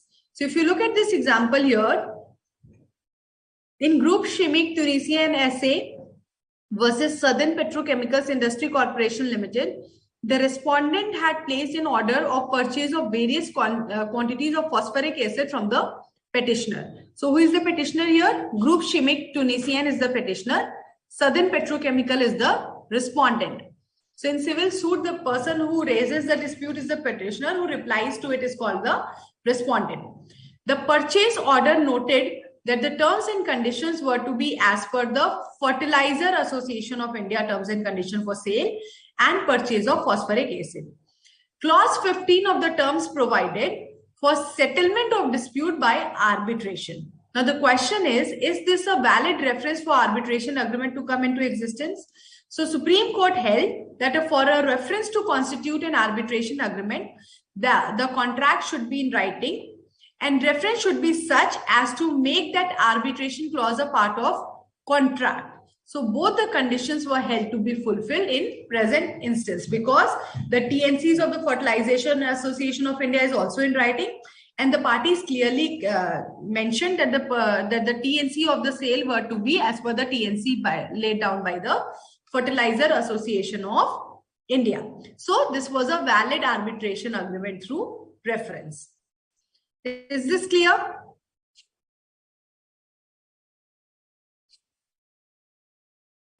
Everybody, arbitration through reference is clear to all of you?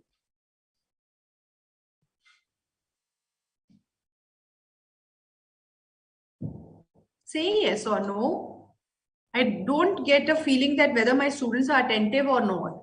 I have that because I'm not in front of you. When I'm in front of students delivering a physical class, I get to see the faces of students. Here I'm totally dependent on your communication with me in chat boxes. So there is no point now when students are not a part of the class, they are not responding. It becomes really sad to teach like that.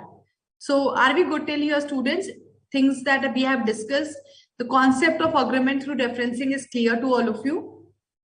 And there's no confusion. These are just very, very basic concepts that you are being taught in your syllabus. And these are definitely going to help you when you become professionals. So these are key concepts that everybody should know, especially the professionals who are working in this industry. So there's nothing fancy that is being taught to you as of now. No details. Details are being handled by the lawyers generally. Is it clear? Okay, so let's proceed further. Now talking about the termination of the termination of an arbitration agreement. What are the different situations under which an arbitration agreement can be terminated? So the first thing is a mutual consent, where both the parties mutually agree to terminate their arbitration clause. Second is if the principal contract is terminated by way of discharge or novation. So where the principal contract which contained the clause for arbitration is completed, either the obligations has been completed or it has been replaced by a new contract, in that case, arbitration agreement is terminated as well.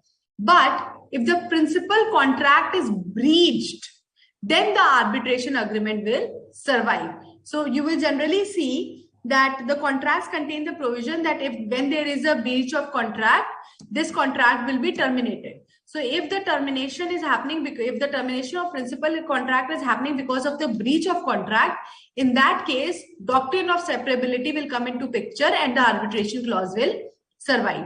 So if you look at this example here, Raj Air Conditioning Services and Voltas Limited entered into a service agreement whereby Raj Air Conditioning Services would provide annual maintenance services for all Voltas commercial air conditioners in the NCR region.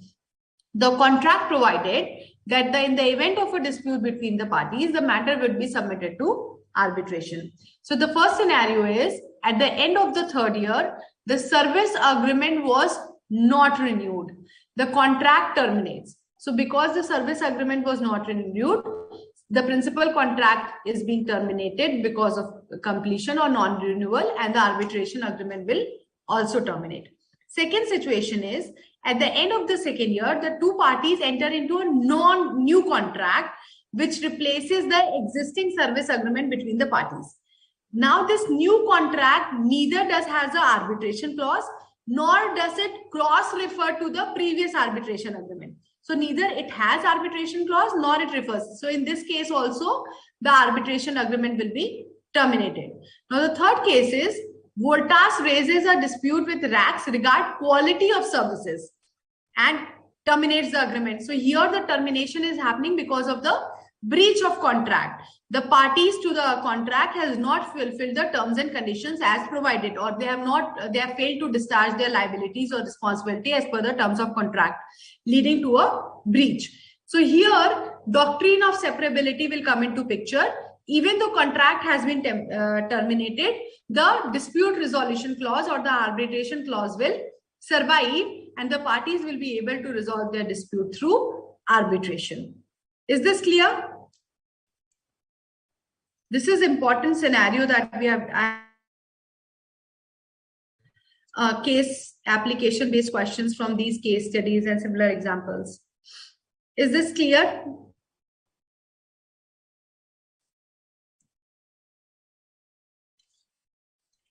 Any confusion in this example regarding termination and survival of arbitration clause?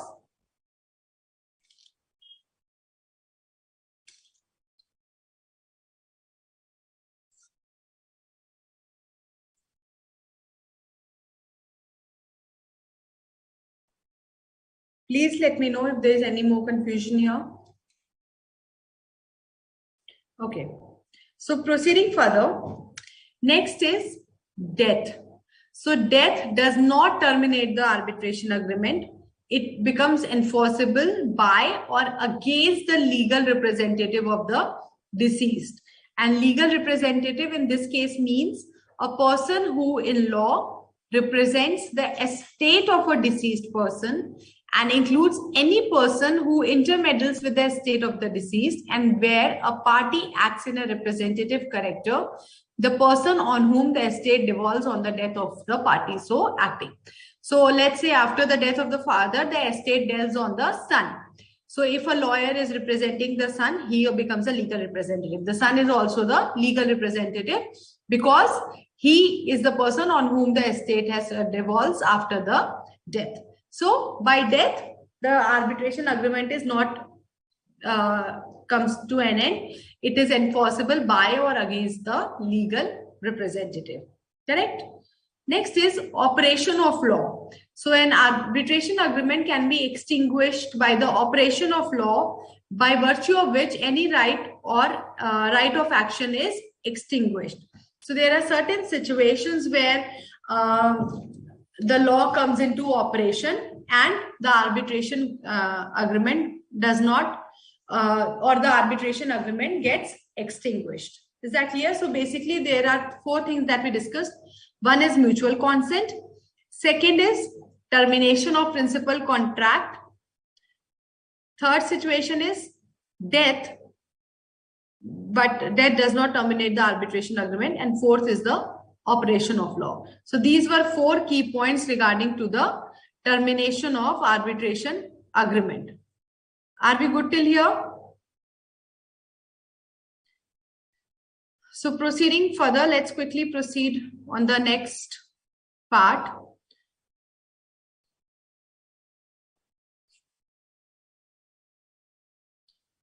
Now talking about arbitral tribunal. So arbitrators or arbitral tribunal, they perform the function of a judge that we very well know. So these are the people before whom the parties present their dispute, submit their evidences, produce witnesses, and then arbitrator in turns apply the law and his knowledge to decide upon the dispute. So these are very much similar like the public functionaries called the judges. Now this word arbitrator or the arbitral tribunal is interchangeable. Whether it is one arbitrator or more than one arbitrator, it will be considered as a arbitral tribunal. Now, there is a unique feature of arbitration where the parties get to select their arbitrator, or they delegate it to an institution like FICCI, ICC, ICAI. So these are the bodies who are institutions of arbitration. So when the arbitration is referred to the institution appoints the arbitrator on behalf of the parties. But as such, the appointment and termination of arbitral tribunal is regulated by the Arbitration and Conciliation Act. And there are different provisions and possibility that has been provided for, which can lead to appointment or removal of arbitral tribunal. And there are different authorities which have the power for appointment and removal of the arbitrators from the tribunal. Okay. Now the first question arises, who can be an arbitrator? So if you look at the law does not prescribe any specific qualifications for being an arbitrator, but a person who is above 18 years of age and of sound mind, he can be appointed as arbitrator. That means he must be capable of entering into a contract. So any person who is capable of entering into a contract can be appointed as an arbitrator, right? So it can be people from different fields like engineering, people from scientific backgrounds, people from management backgrounds, people who are responsible for project management, who are responsible for huge high-stake projects which are of 1,000 CRs, 5,000 CRs. So all these people are capable of becoming arbitrator. The only requirement is that they should be capable of entering into contract, right? So generally, if you look at the institutions, they have a panel of arbitrators. And such institutions also include foreign arbitrators, so that if there is a foreign parties, they are comfortable in choosing the arbitrator of their own nationalities. Another thing is that the arbitrator necessarily should not be a lawyer. They can be non-lawyer as well, but they are the experts of their area.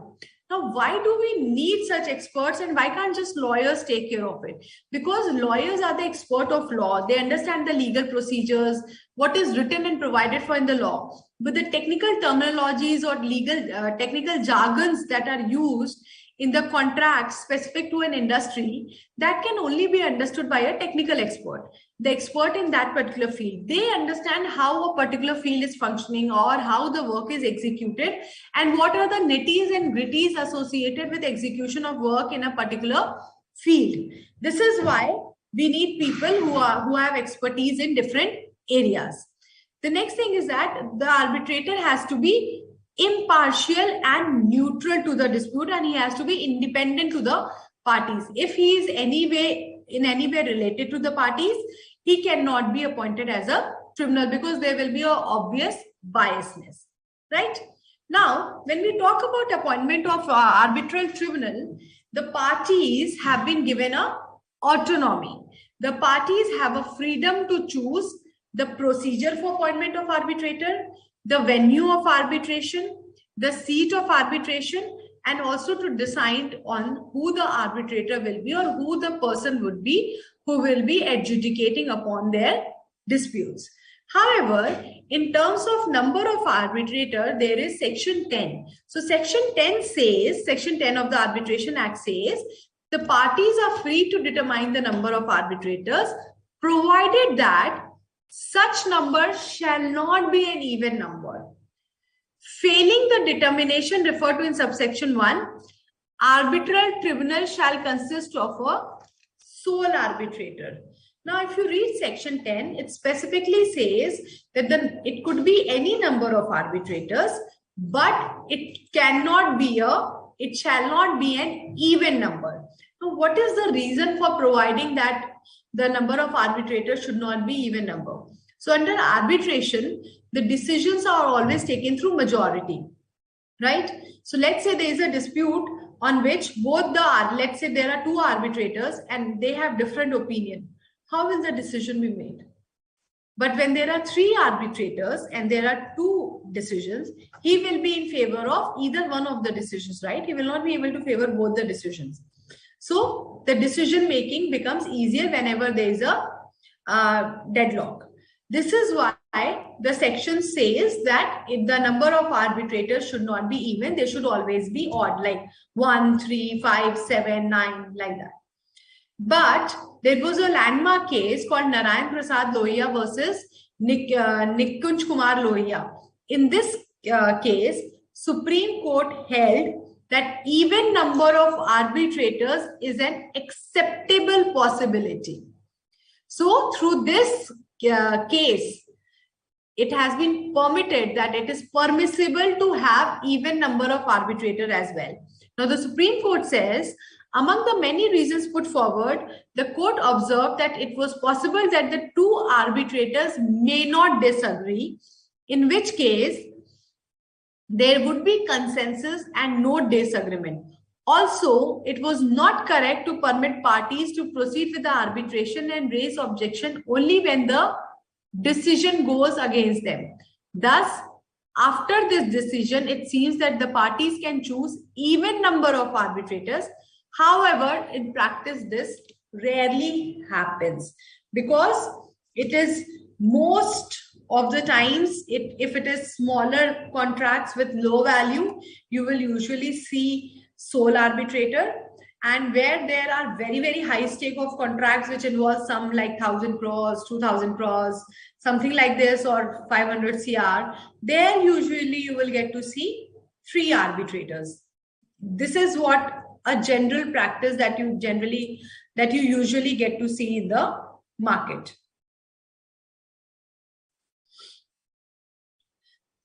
Now, talking about the procedure for appointment of arbitrator.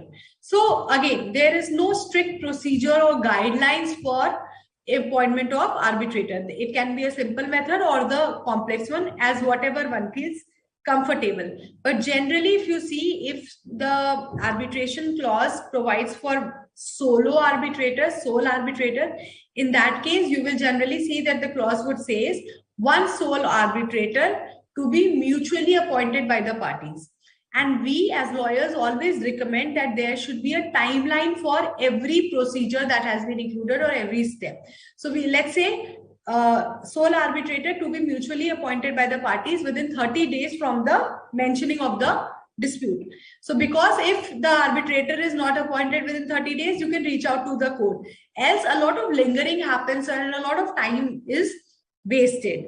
So the objective of arbitration was also speedy disposal. So because the parties have autonomy here, it is important to have timelines in place so that there can be speedy disposal of disputes. Second situation you get to see is that where there is a 3 arbitrator or 5 arbitrator. So when there is 3 arbitrator, usually both the parties appoint 1 arbitrator each. And these 2 arbitrators that have been appointed, they mutually appoint a 3rd arbitrator. Or similarly, where there is a requirement for 5 arbitrators, both parties appoint 2 arbitrators each, and these 4 arbitrators together appoint a 5th arbitrator. This is what is generally that is followed and that is widely rampant in the industry. So you pick up no matter how many contracts, generally this is the procedure that you will get to see in those contract. Is that clear? But we always have to ensure that the person who is being appointed as an arbitrator, he is an unrelated person or institution. There should not be any direct connection. The person should not have been an employee, or he should not be directly involved with the project. He should not be a party or should be a party of interest in the dispute. So these kind of scenes should not be there.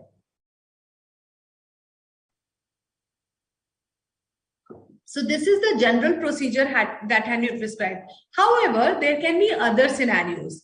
The first scenario is where the parties are not able to decide on the appointment procedure.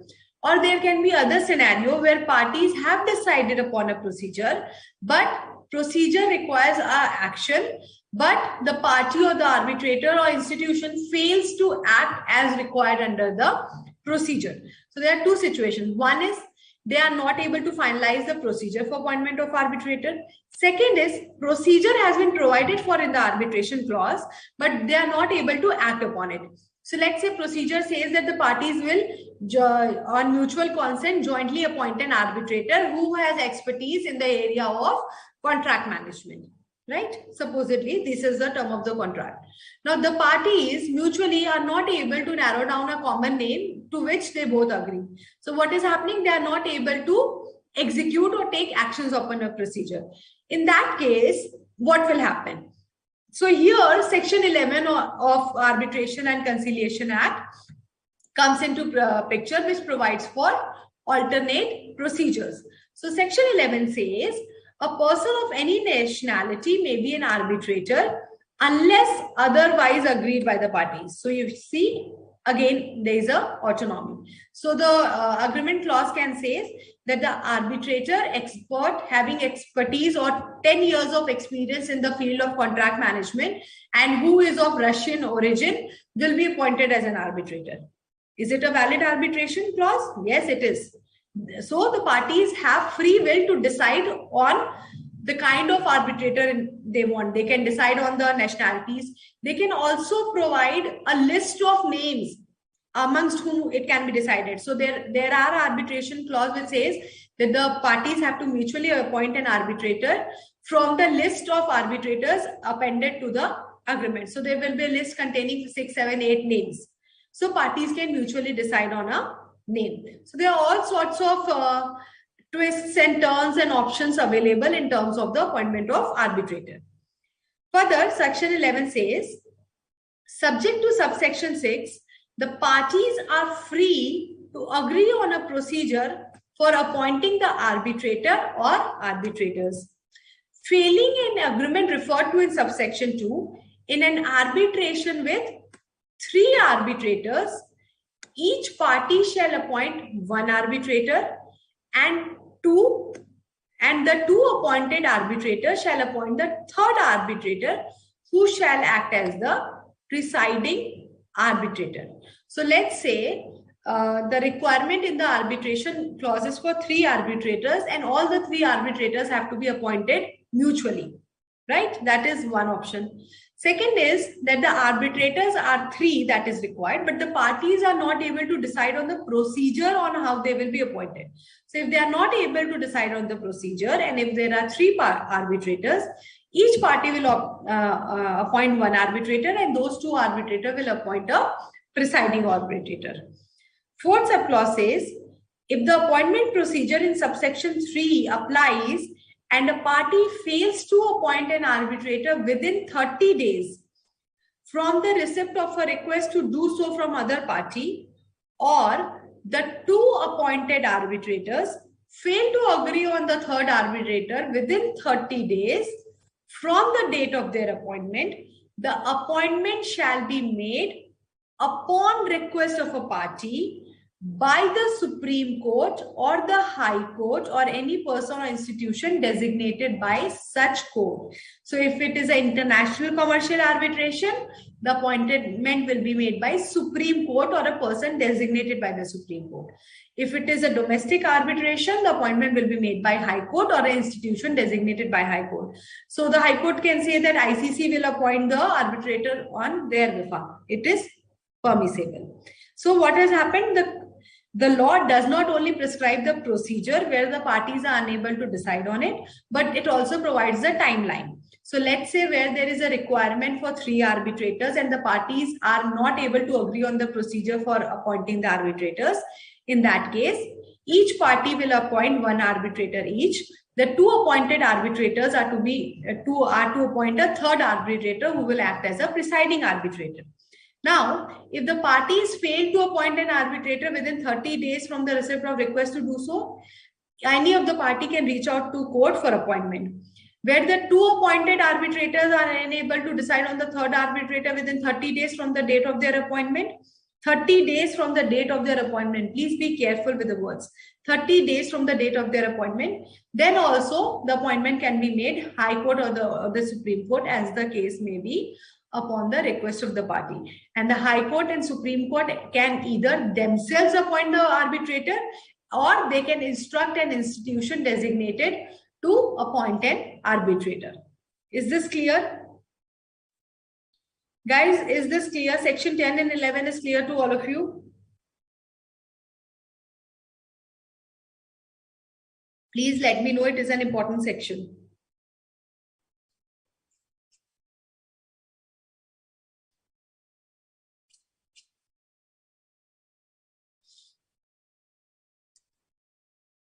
Okay. Further, subsection 5 says, failing an agreement referred to in subsection 2 in an arbitration with a sole arbitrator, if the parties fail to agree on the arbitrator within 30 days from receipt of a request by one party from the other party to so agree, the appointment shall be made upon request by a party by the Supreme Court or the High Court or any person or institution designated by such court. Again, there is a timeline that has been provided in case of sole arbitrator also. So if the parties are unable to decide on the procedure and a sole arbitrator has to be appointed and 30 days has passed, in that case, the party can reach out to the court. Now, where under an appointment procedure is agreed upon by the parties, a party fails to act as required under that procedure, or the parties or the two appointed arbitrators fail to reach an agreement expected of them under the procedure, or a person including an institution fail to perform any function entrusted to him or it under that procedure, then a party may request the Supreme Court, or as the case may be the High Court, or any person or institution designated by such court to take the necessary measure unless the agreement on the appointment procedure provides other means of securing the appointment. So everywhere, if you look at the language of the law, it always gives a freedom, a free will, and autonomy to decide on the procedures. So either the procedures have to be laid down in the arbitration agreement, in the arbitration clause, or they will be governed by the Arbitration and Conciliation Act, Section 11. Further, subsection 6A says, the Supreme Court or the High Court, while considering any application under subsection 4 or 5 or 6, shall, notwithstanding any judgment, decree, or order of any court, confine to the examination of the existence of an arbitration agreement.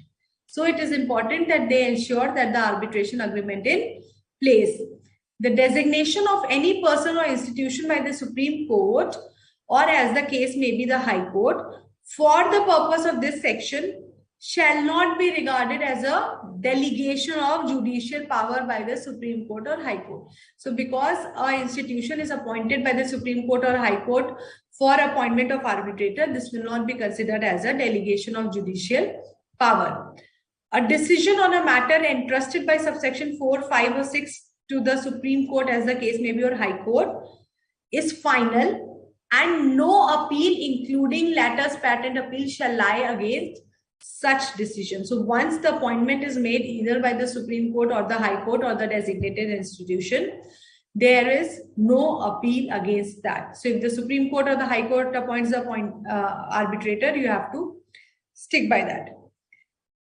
Subsection 8 says, the Supreme Court, or as the case may be, the High Court, or the person or institution designated by such court, before appointing an arbitrator, shall seek a disclosure in writing from the prospective arbitrator in terms of subsection 1 of section 12, and have due regard to any qualification required for the arbitrator by the agreement of the parties, the contents of the disclosure and other consideration as are likely to secure the appointment of an independent and impartial arbitrator. So under section 11, the court takes a disclosure in writing.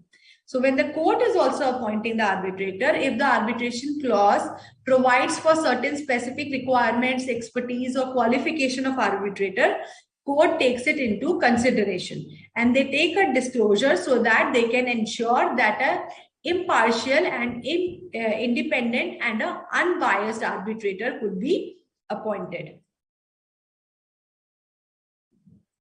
So, if you talk about appointment of arbitrator by parties, it is provided for section 11, 2 and 3, and by court is given under 11, 4, 5 and 6.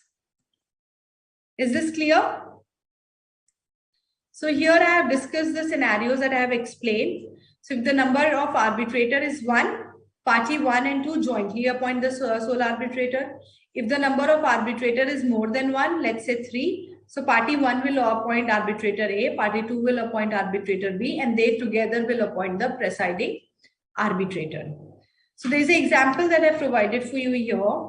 When a joint appointment was required, party 1 sent the following names to party 2: Sunil, Peter, Meenakshi, Iqbal and Anil. None of them was acceptable to party 2. which sent the following names to party 1: Akram, Shamik, Sebastian, Aarti, Devashish. From this list, party 1 was agreeable for Shamik and informed party 2. So what has happened? Both the parties have mutually been able to agree on a common name, and Shamik would be considered to be jointly appointed as an arbitrator. Now, if you look at this another example, when 3 arbitrators were to be appointed, party 1 selected Sunil as their arbitrator, party 2 selected Iqbal as their arbitrator. The 2 arbitrators then jointly discussed the following names: Shamik, Peter, and Meenakshi, out of which they selected Meenakshi as the third presiding arbitrator. Similarly, where there were 5 arbitrators, each party will appoint 2 arbitrators each, and 4 will together appoint the presiding arbitrator. So this is one of the scenarios. Second scenario is that even though the parties have agreed on the procedure to appoint an arbitrator, they are not able to do that. So they do not either reach idiom, consensus idiom, or they are not able to do that.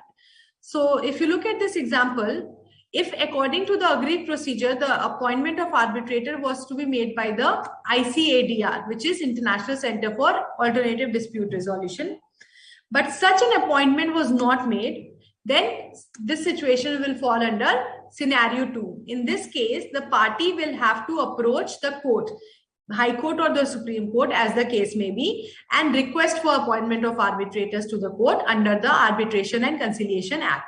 And once the arbitrator is appointed by the court, there is no appeal against that. Okay? So for the designated authority, we remember for international arbitration is the Supreme Court. For domestic arbitration, it's the High Court. Always remember that for the appointment of auditors, the authority that we say, when it is an international arbitration, it will be the Supreme Court. When it is a domestic arbitration, it will be the High Court with the respective jurisdiction. So let's say if the parties are from Delhi, it will be High Court of Delhi. If the parties are from Mumbai, it will be the High Court of Mumbai. So the territorial jurisdiction has to be taken into consideration in terms of which High Court will appoint the arbitrator. And all these things are generally taken care by the lawyers themselves. Are we good till here?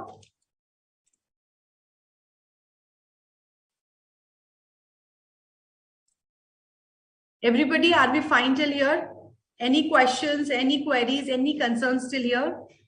We can have 5 minutes for discussing the queries, because there's no point jumping on the topics with questions lying behind in your thoughts. You will be lingering upon those questions only.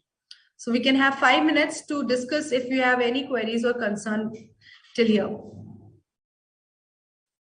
Please let me know if there are any queries for the topics that we have already discussed till now.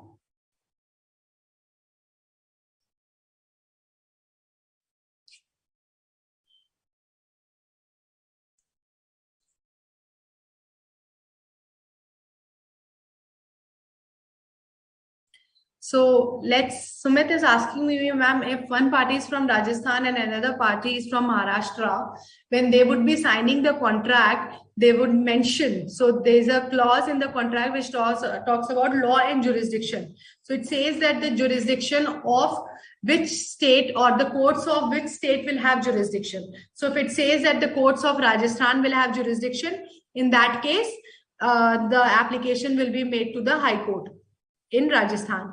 And if it says that the jurisdiction will lie with Maharashtra, then it will be made to the High Court of Mumbai. Is that clear?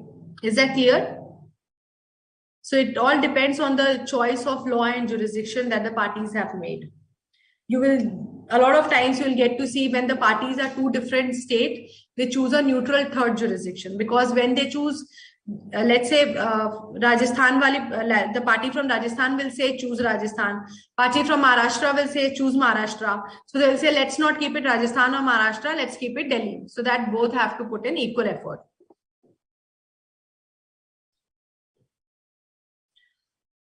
If the court has appointed the arbitrator, there is no appeal against the appointment of arbitrator.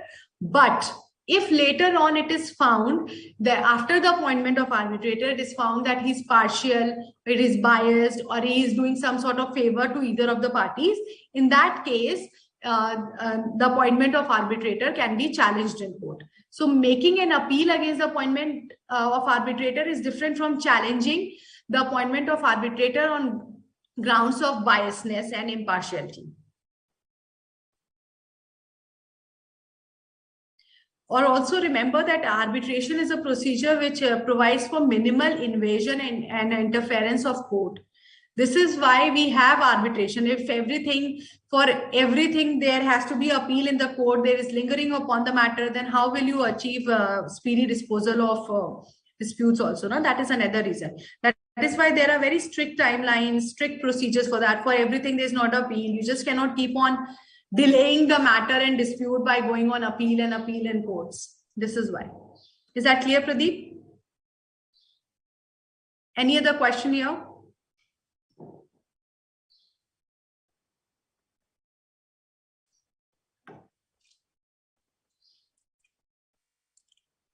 Please let me know if there are any queries, only then I will proceed.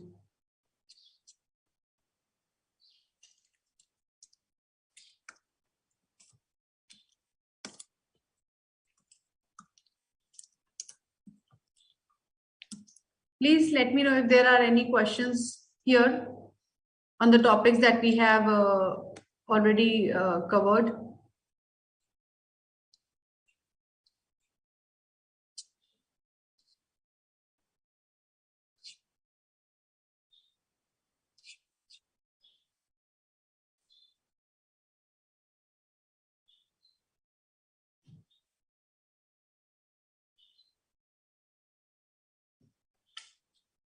I'll tell you, there was one of the recent cases, which is NN Global Mercantile Private Limited versus Indo-Unique Flame Limited. So in this case, the question before the court was that whether an arbitration agreement would be enforceable if the underlying contract was not properly stamped. So here the Supreme Court said that the arbitration agreement is the independent agreement between the parties and is not chargeable to payment of stamp duty. So let's say if there is a commercial contract on which the stamp duty has not been paid, still the arbitration agreement would stay valid. This is one of the recent cases that was decided by the Supreme Court in 2021, I suppose. So you will see a lot of matters presently being resolved through arbitration, and a lot of judgments are also on and off coming into picture that gives us a better understanding on it. Any more questions? Okay, so let us proceed further. So there was this case, as I told you, that it is one of the landmark judgments, which is SBP and Company versus Patel Engineering Limited. In this, the Supreme Court observed that once the appointment has been made by the appointing authority, it could not be challenged before the arbitral tribunal or any other court. Until and unless later on the biasness or something comes into picture, then it is a separate story. Now, this is just the summary of what I discussed, that if the parties failed to appoint an arbitrator in accordance with the agreed procedure, or parties had not decided on a procedure to appoint an arbitrator, then the parties will proceed according to the procedure noted in the Act. And if the parties fail to follow the procedure given in the Act, they will approach the court. Now, the court will require the parties to act in accordance with the agreement, or they will themselves appoint the arbitrator. When the arbitrator is being appointed in court, they will ensure that the qualifications are taken care of and biasness is ensured. This is why they take a disclosure in writing, right? Is that clear? So if you remember, if you make a disclosure to court in writing and it later on comes to be a lie, there can be strict actions against the person who has given things in writing to the court.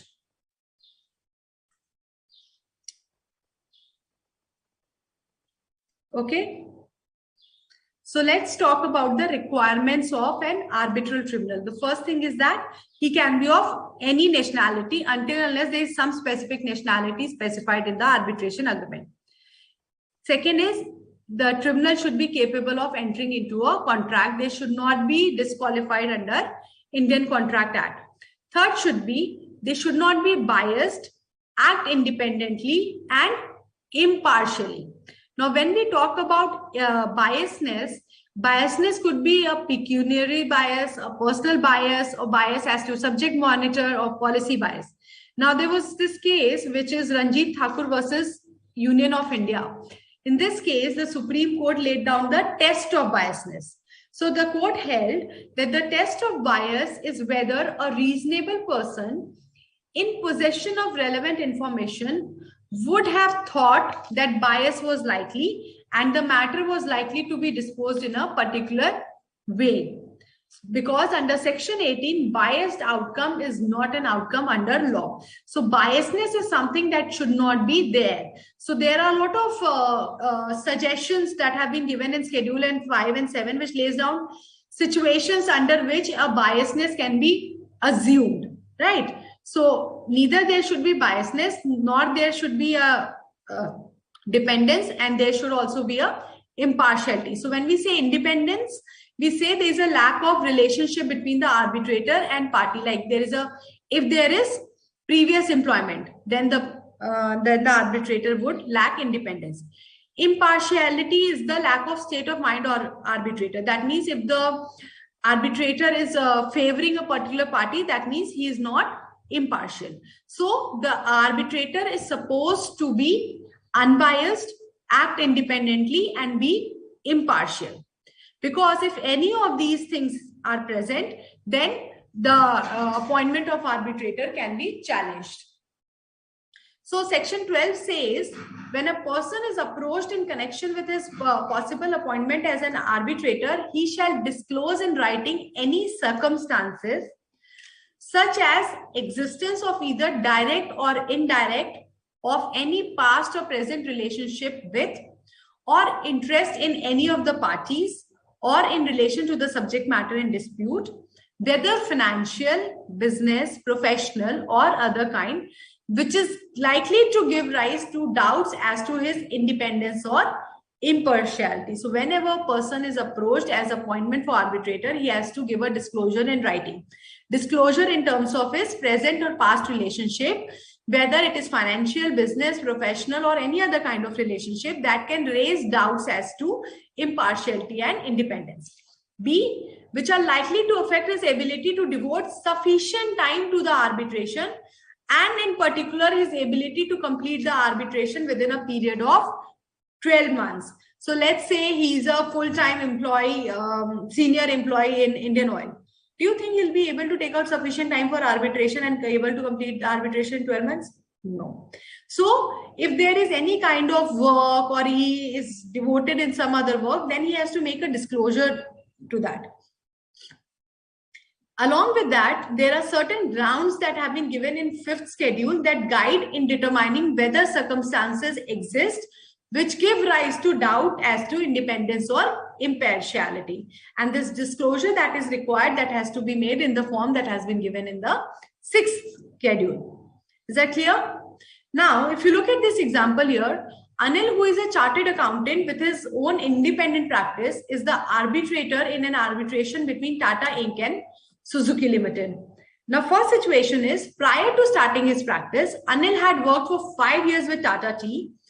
In this situation, the law would deem Anil to be lacking independence because he was an employee. So there is a chance of his biasness. Situation 2, during the proceedings before the arbitral tribunal, Anil would allow Tata Tea to take many liberties, for instance, taking as much time for making oral arguments, cross-examining the witness, for submitting the documents, etc.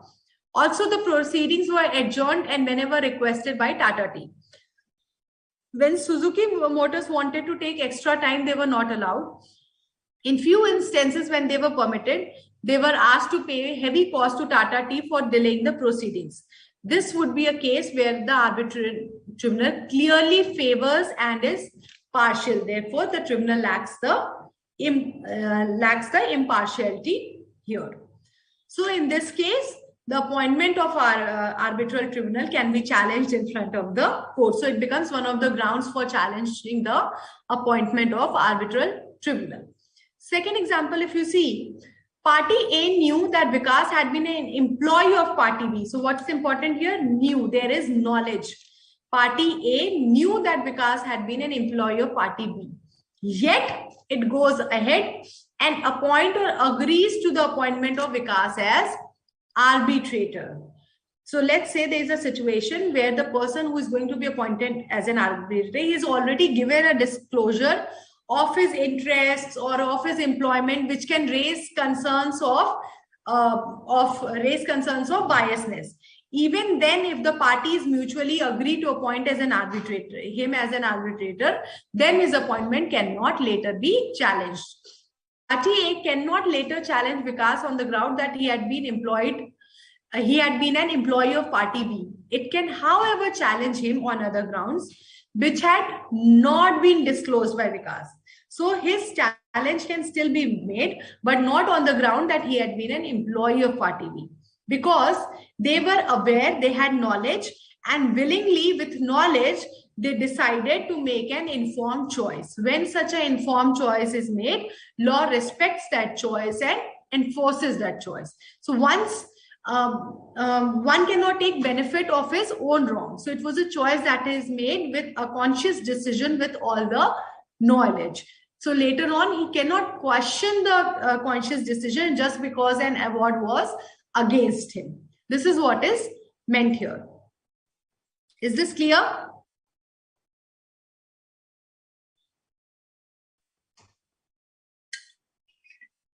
Is this clear, guys?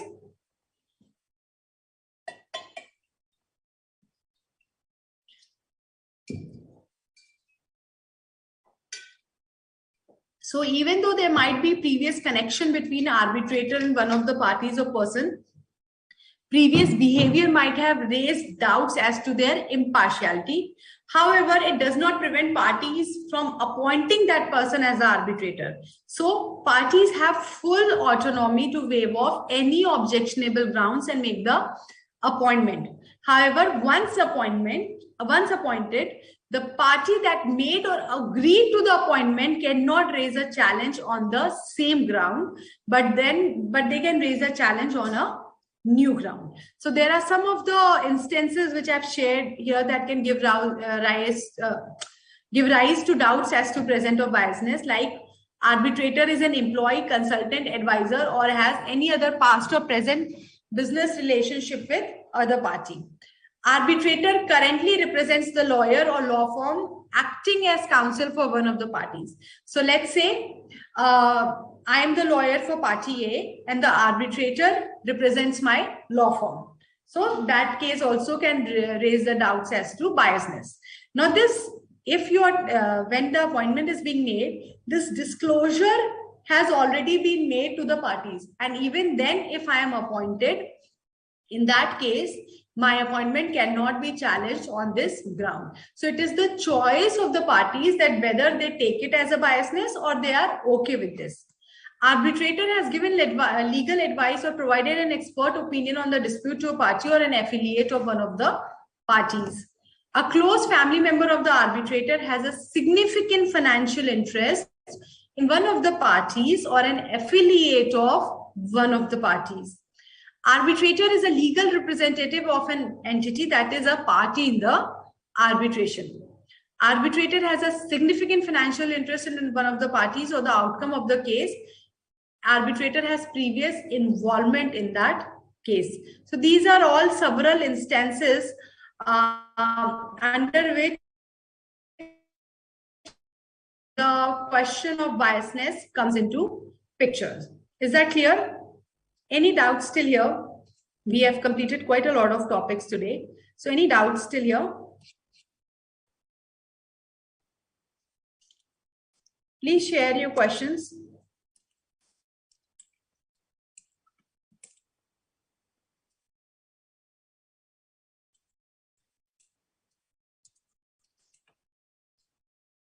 Any queries and concerns still here?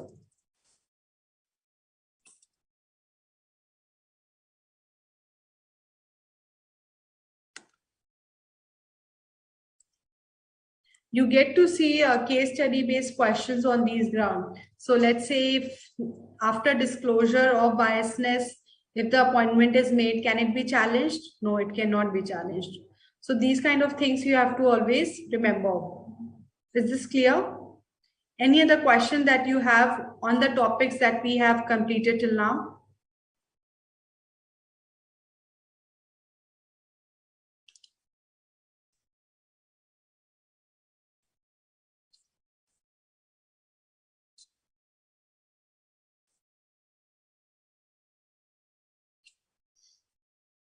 Should we proceed further?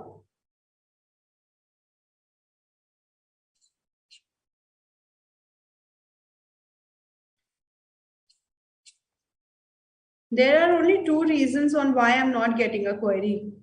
Either there are very few students who are attending the class live today, or it's just that I'm teaching too well. What's happening? Very little queries that I'm getting on this topic today. Usually students have a lot of questions on this.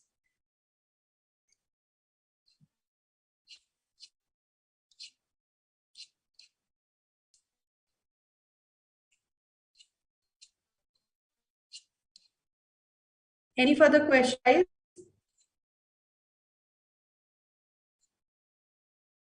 Okay, I think the topics that we have covered is clear to all of you. We can proceed further. Now, next thing that we have to talk about is the duties and liabilities of the arbitrator. So first is that they have to conduct the arbitral proceedings without any delay. So unnecessary delays in submission of documents or examining of witnesses or the recording of statements should not be there.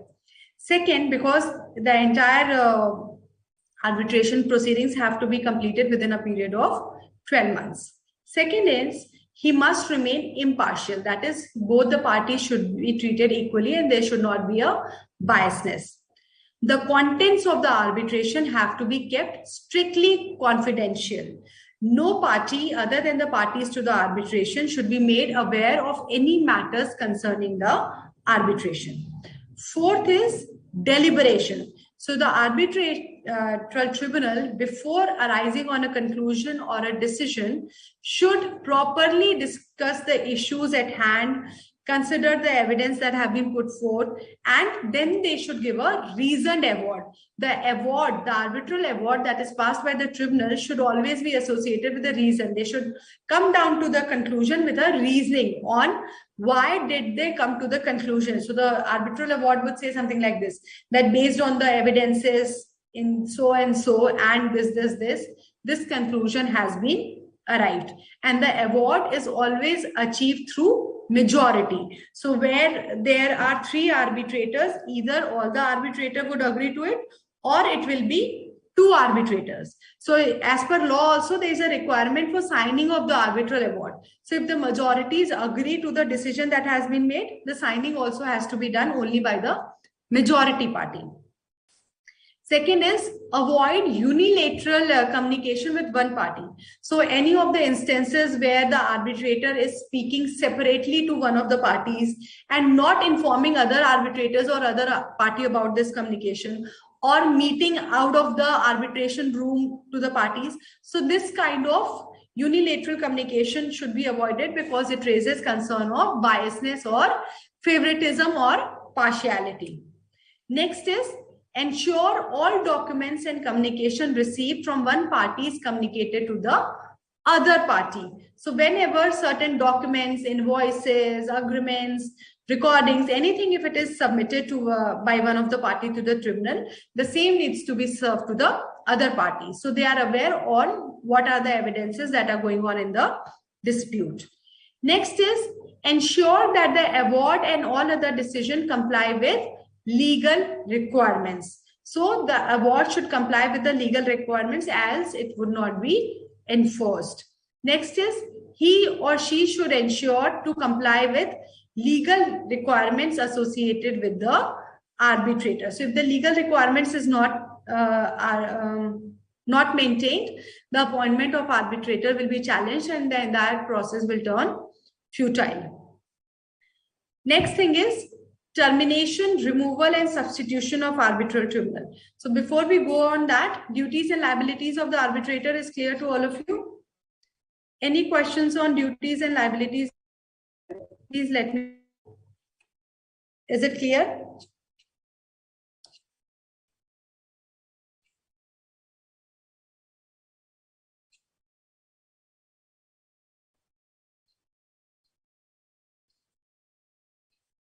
So I'll quickly repeat it for you in short. First thing is the arbitral proceedings have to be conducted without any delay. The arbitrator has to be impartial at all times. The information regarding arbitration has to be kept confidential. The award has to be reasoned and achieved through majority. Unilateral communication should be avoided. All documents and communication received from one party should be communicated to other party. Award and all decisions should comply with the legal requirement, and the arbitrator himself should at all times comply with the legal requirements. So these are the main duties and liabilities of the arbitrator. Are we good till here?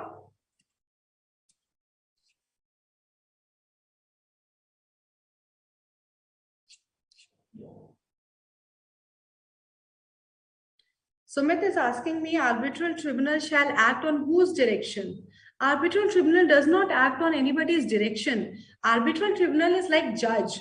Judge is the person in front of whom both the parties with their lawyers present their dispute to them. There is just the way you see the court proceedings, what happens?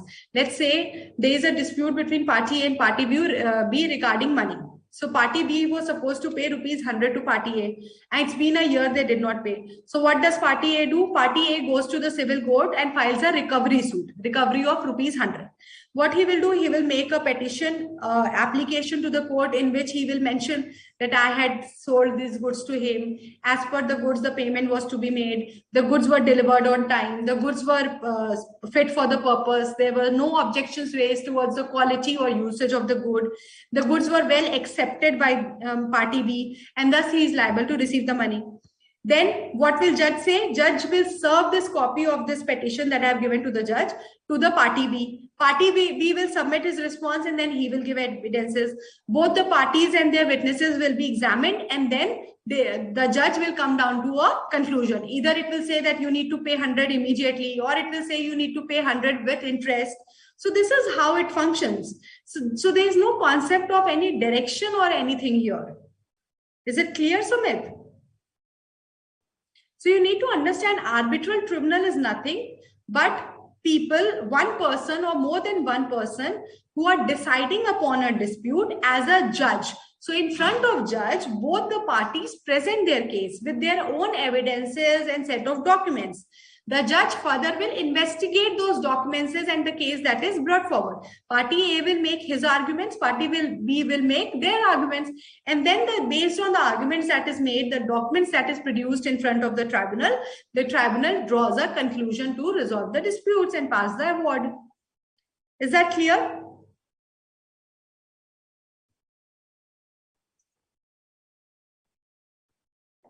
Any other question till here?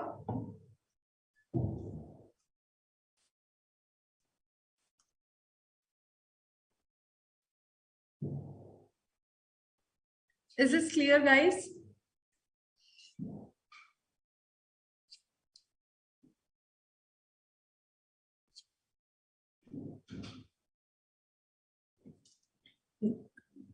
All the topics that we have covered today is clear to everybody. There's no other question that you want to ask.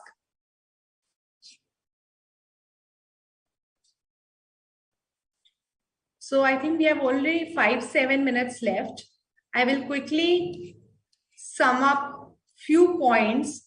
Like I would like to revise section 10 for you. So section 10 provides for the number of arbitrators. So section 10 says that parties are free to determine the number of arbitrators, but the number of arbitrators should not be an even number.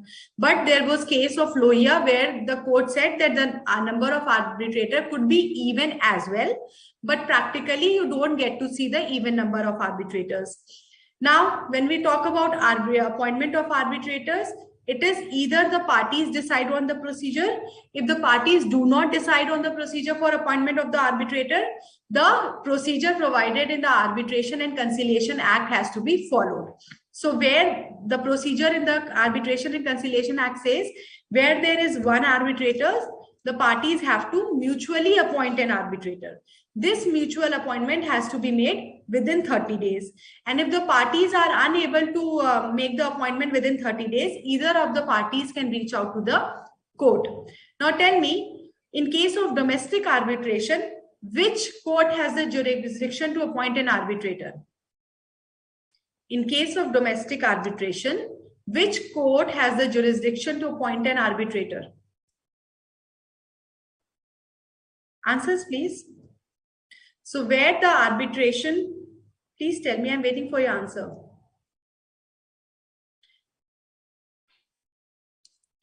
Where the arbitration is the domestic arbitration, it is the High Court which has the jurisdiction. Where the arbitration is the international arbitration, the Supreme Court has the jurisdiction to appoint an arbitrator, correct? Now, the second scenario that has been provided for in section 11 is that where the number of arbitrators are appointed to be 3. So in that case, both the parties are supposed to appoint one arbitrator each, and these two arbitrators will jointly appoint a third arbitrator, which is the presiding officer. Now, if both the parties are not able to appoint one arbitrator each within 30 days, then also either party can reach the court.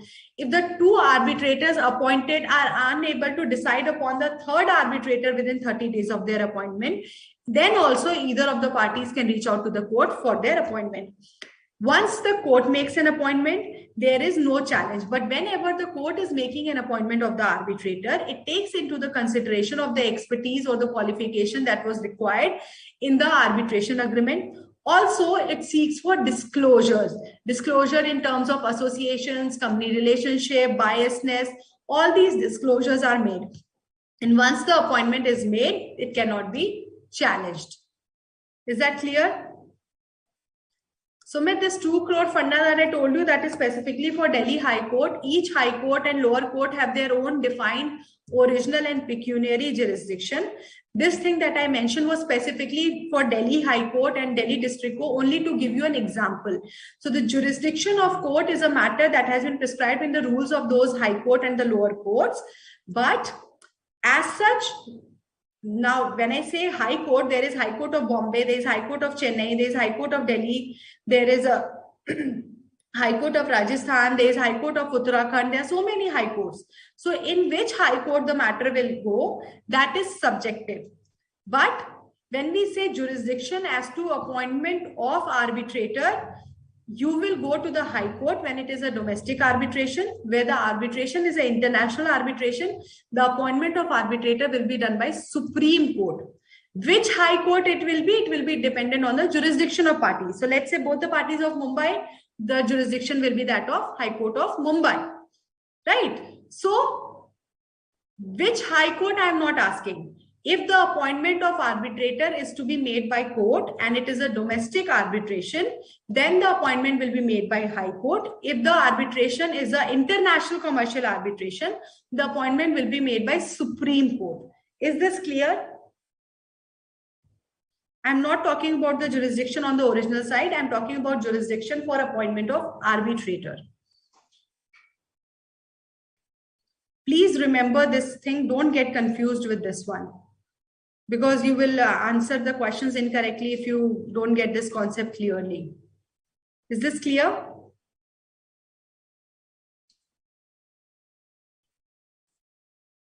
Pradeep, please be careful on what I am saying. I was talking about jurisdiction of courts for appointment of arbitrator.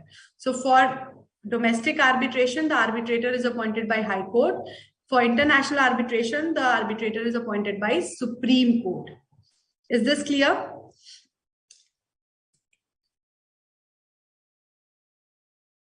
So I was telling you about the disclosures that is made to be court. So disclosure as to biasness, like all kind of relationships that can affect biasness, the previous employments, previous interests in the company, all these kind of disclosures have to be made. So if the disclosure is made by the arbitrator and still he is mutually appointed by the parties, then later on he cannot be challenged on those grounds by the party who have appointed them as arbitrators. So these were the key points that we had discussed. Okay. Any other questions or query on this part that we have completed today?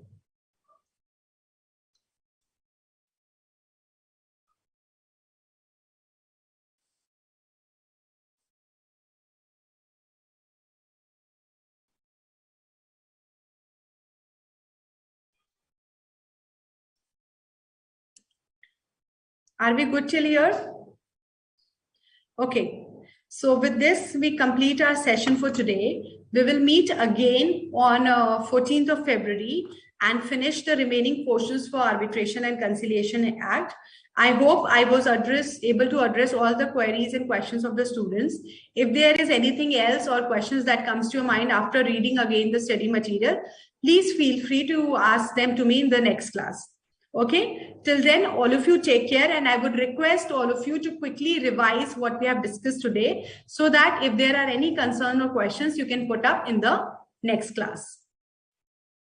Till then, all of you, please take care and stay safe.